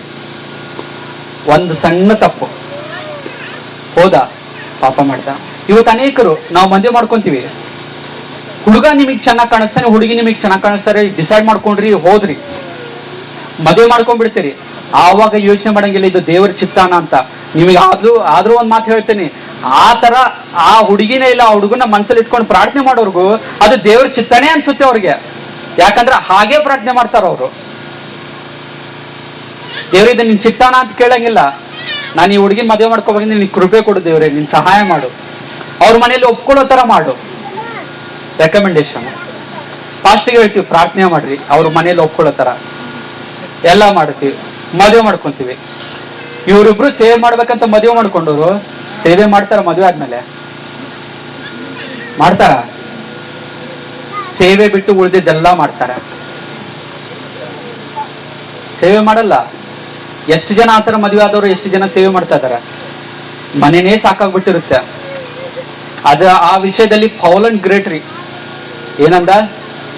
ಮದುವೆ ಮಾಡ್ಕೊಂಡು ಎಲ್ಲರೂ ಬಡ್ದಾಡಿ ಸಾಯ್ತಾ ಇದ್ರೆ ಪೌಲನ್ ನನಗಿತ್ತು ಈ ಕಷ್ಟನೇ ಬೇಡ ಅಂತ ಮದುವೆನೇ ಬಿಟ್ಟು ಸೇವೆಗೆ ಹೋಗ್ಬಿಟ್ಟ.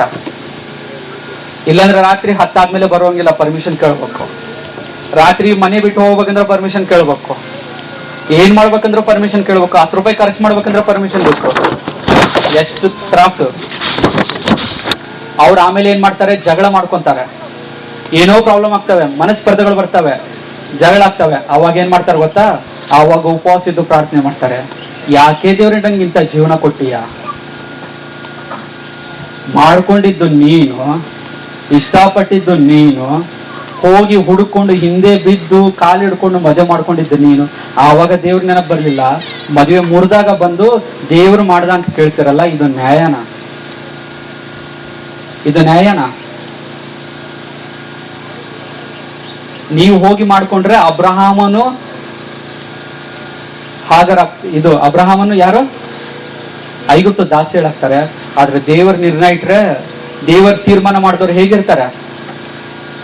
ಯೋಸೇಫ್ ಮರಿಯಾಳ ತರ ಇರ್ತಾರೆ. ನೀವು ಮದುವೆ ಮಾಡ್ಕೊಳ್ಳೋಕ್ಕಿಂತ ಮುಂಚೆ ಪ್ರಾರ್ಥನೆ ಮಾಡ್ರಿ, ಮುಂದೆ ಹೋಗ್ಬೇಡ್ರಿ. ನಿಮ್ಮಷ್ಟಕ್ಕೆ ನೀವು ತೀರ್ಮಾನ ತಗೊಂಡು ಇದನ್ನ ನಿಮ್ಮ ತೀರ್ಮಾನ ದೇವರ ಚಿತ್ತ ಮಾಡ್ಲಿಕ್ಕೆ ಪ್ರಯತ್ನ ಮಾಡಬೇಡಿ. ಮತ್ತೆಲ್ಲರಿಗೂ ಗಮನ ಕೊಟ್ಟು ಕೇಳ್ರಿ, ನಿಮ್ಮ ತೀರ್ಮಾನವನ್ನ ದೇವರ ಚಿತ್ತ ಮಾಡ್ಲಿಕ್ಕೆ ಪ್ರಯತ್ನ ಮಾಡಬೇಡಿ, ದೇವರ ಚಿತ್ತವನ್ನ ನಿಮ್ಮ ತೀರ್ಮಾನ ಮಾಡ್ಕೋಬೇಕು. ನೀವು ಅದನ್ನು ಹುಡುಕ್ರಿ ಫಸ್ಟ್. ಈ ಹುಡುಗಿನ ಮಾತಾಡೋಕ್ಕಿಂತ ಮುಂಚೆ, ನಾನು ಮದುವೆ ಆಗ್ತೇನೆ ಅಂತ ಮಾತಾಡೋಕ್ಕಿಂತ ಮುಂಚೆ ಪ್ರಾರ್ಥನೆ ಮಾಡ್ರಿ, ದೇವರ ನಿನ್ ಚಿತ್ತ ಇದೆಯಾ? ಇದ್ರೆ ಮುಂದೆ ಹೋಗ್ತೀನಿಲ್ಲ ಅಂದ್ರೆ ಇಲ್ಲ. ಯಾವ ಸೌಂದರ್ಯ ಆಗಲಿ ವಯಸ್ಸಲ್ಲಿ ಇದ್ದಾಗ ಮಾತ್ರ ಅದು ಸೌಂದರ್ಯ. ಒಂದು ಮಗು ಹುಟ್ಟಿದ್ಮೇಲೆ, ಒಂದು 20 ವರ್ಷ ಆದ್ಮೇಲೆ ಹೇಗಿರ್ತಾರೆ? ನೀವು 50 ವರ್ಷ ಹಿಂದ್ಗಡೆ ಪಿಕ್ಚರ್ ಅಲ್ಲಿ ಆಕ್ಟ್ ಮಾಡಿದಂತ ಹೀರೋಯಿನ್ ಫೋಟೋಗಳನ್ನ ನೋಡ್ರಿ. ಈಗ ಅವ್ರು ನೋಡಿದ್ರೆ ನಿಮಗೆ ವಾಂತಿ ಬರ್ತೈತಿ. ಮೇಕಪ್ ಇಲ್ದೆ ಅವ್ರನ್ನೇ ನೋಡಕ್ ಆಗಂಗಿಲ್ಲ. ಸೌಂದರ್ಯ ನೋಡಿ ಮೋಸ ಹೋಗ್ಬೇಡ್ರಿ, ಜ್ಞಾನವನ್ನು ನೋಡಿ ಮೋಸ ಹೋಗ್ಬೇಡ್ರಿ. ದೇವರ ಕರ್ತನ ಚಿತ್ತ, ಯೇಸು ಕ್ರಿಸ್ತನ ಎಷ್ಟು ಶ್ರೇಷ್ಠವಾದನಂದ್ರೆ ಏನಂತ ಪ್ರಾರ್ಥನೆ ಮಾಡ್ದ? ತಂದೆ ನಿನ್ನ ಚಿತ್ತವಾದರೆ. ನಾವು ಹೀಗೆ ಪ್ರಾರ್ಥನೆ ಮಾಡ್ತಾ ಇದೀವ? ಇಲ್ಲ, ನಮ್ಮ ಇಷ್ಟನ ದೇವರ ಚಿತ್ತ ಮಾಡ್ತಾ ಇದೀವ?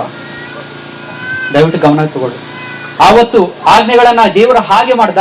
ಹೊಸ ಒಡಂಬಡಿಕೆಯಲ್ಲಿ ನೀವು ಮನಸ್ಸಲ್ಲಿ ಮೋಹ ಮಾಡಿದ್ರು ಏನಾಗುತ್ತೆ? ತಪ್ಪಾಗ್ತೈತಿ. ನೀವು ಹೊಸ ಒಡಂಬಡಿಕೆ ಕ್ರೈಸ್ತವರಾಗಿ ಪರಲೋಕಕ್ಕೆ ಸೇರುವಂತವರಾಗಿ ದಯವಿಟ್ಟು ನಿಮ್ಮನ್ನು ಕೇಳ್ಕೊಂತೀನಿ, ನಿಮ್ಮಲ್ಲಿರುವಂತ ಪಾಪಗಳನ್ನ ಬಿಡ್ರಿ. ಬೇರೆಯವ್ರ ಬಗ್ಗೆ ಕೆಟ್ಟದನ್ನ ಮಾತಾಡೋದನ್ನ ಬಿಟ್ಬಿಡ್ರಿ, ಕಳ್ತನ ಮಾಡೋದನ್ನ ಬಿಡ್ರಿ, ಸುಳ್ಳು ಹೇಳೋದನ್ನ ಬಿಡ್ರಿ, ಬೇರೆಯವ್ರ ಬಗ್ಗೆ ಹೊಟ್ಟೆ ಕಿಚ್ಚನ್ನ ಬಿಟ್ಬಿಡ್ರಿ. ಇವೆಲ್ಲ ಬಿಡ್ಲಿಲ್ಲ ಅಂದ್ರೆ ನಿಮಗೆ ಪರಲೋಕ ಸಿಗಂಗಿಲ್ಲ.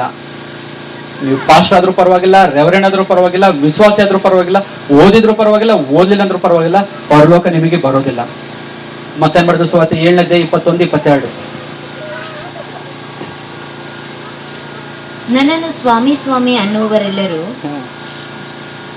ಪರಲೋಕ ರಾಜ್ಯದಲ್ಲಿ ಸೇರುವವರೆಂದು ನೆನೆಸಬೇಡ್ರಿ. ಪರಲೋಕದಲ್ಲಿರುವ ನನ್ನ ತಂದೆಯ ಚಿತ್ತದಂತೆ ನಡೆಯುವವನೇ ಪರಲೋಕ ರಾಜ್ಯಕ್ಕೆ ಸೇರುವನು. ಸ್ವಾಮಿ ಸ್ವಾಮಿ, ನಿನ್ನ ಹೆಸರಿನ ಮೇಲೆ ನಾವು ಬೋಧನೆ ಹೇಳಲಿಲ್ಲವೇ? ನಿನ್ನ ಹೆಸರಿನ ಮೇಲೆ ದೆವ್ವಗಳನ್ನು ಬಿಡಿಸಲಿಲ್ಲವೇ?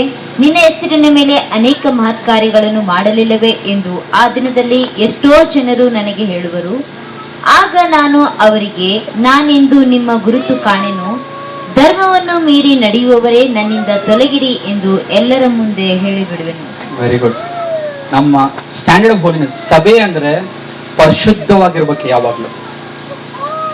ದಯವಿಟ್ಟು ಎಲ್ಲರೂ ಪರಿಶುದ್ಧತೆಯ ಬಗ್ಗೆ ಜಾಸ್ತಿ ಗಮನ ಕೊಡಿ.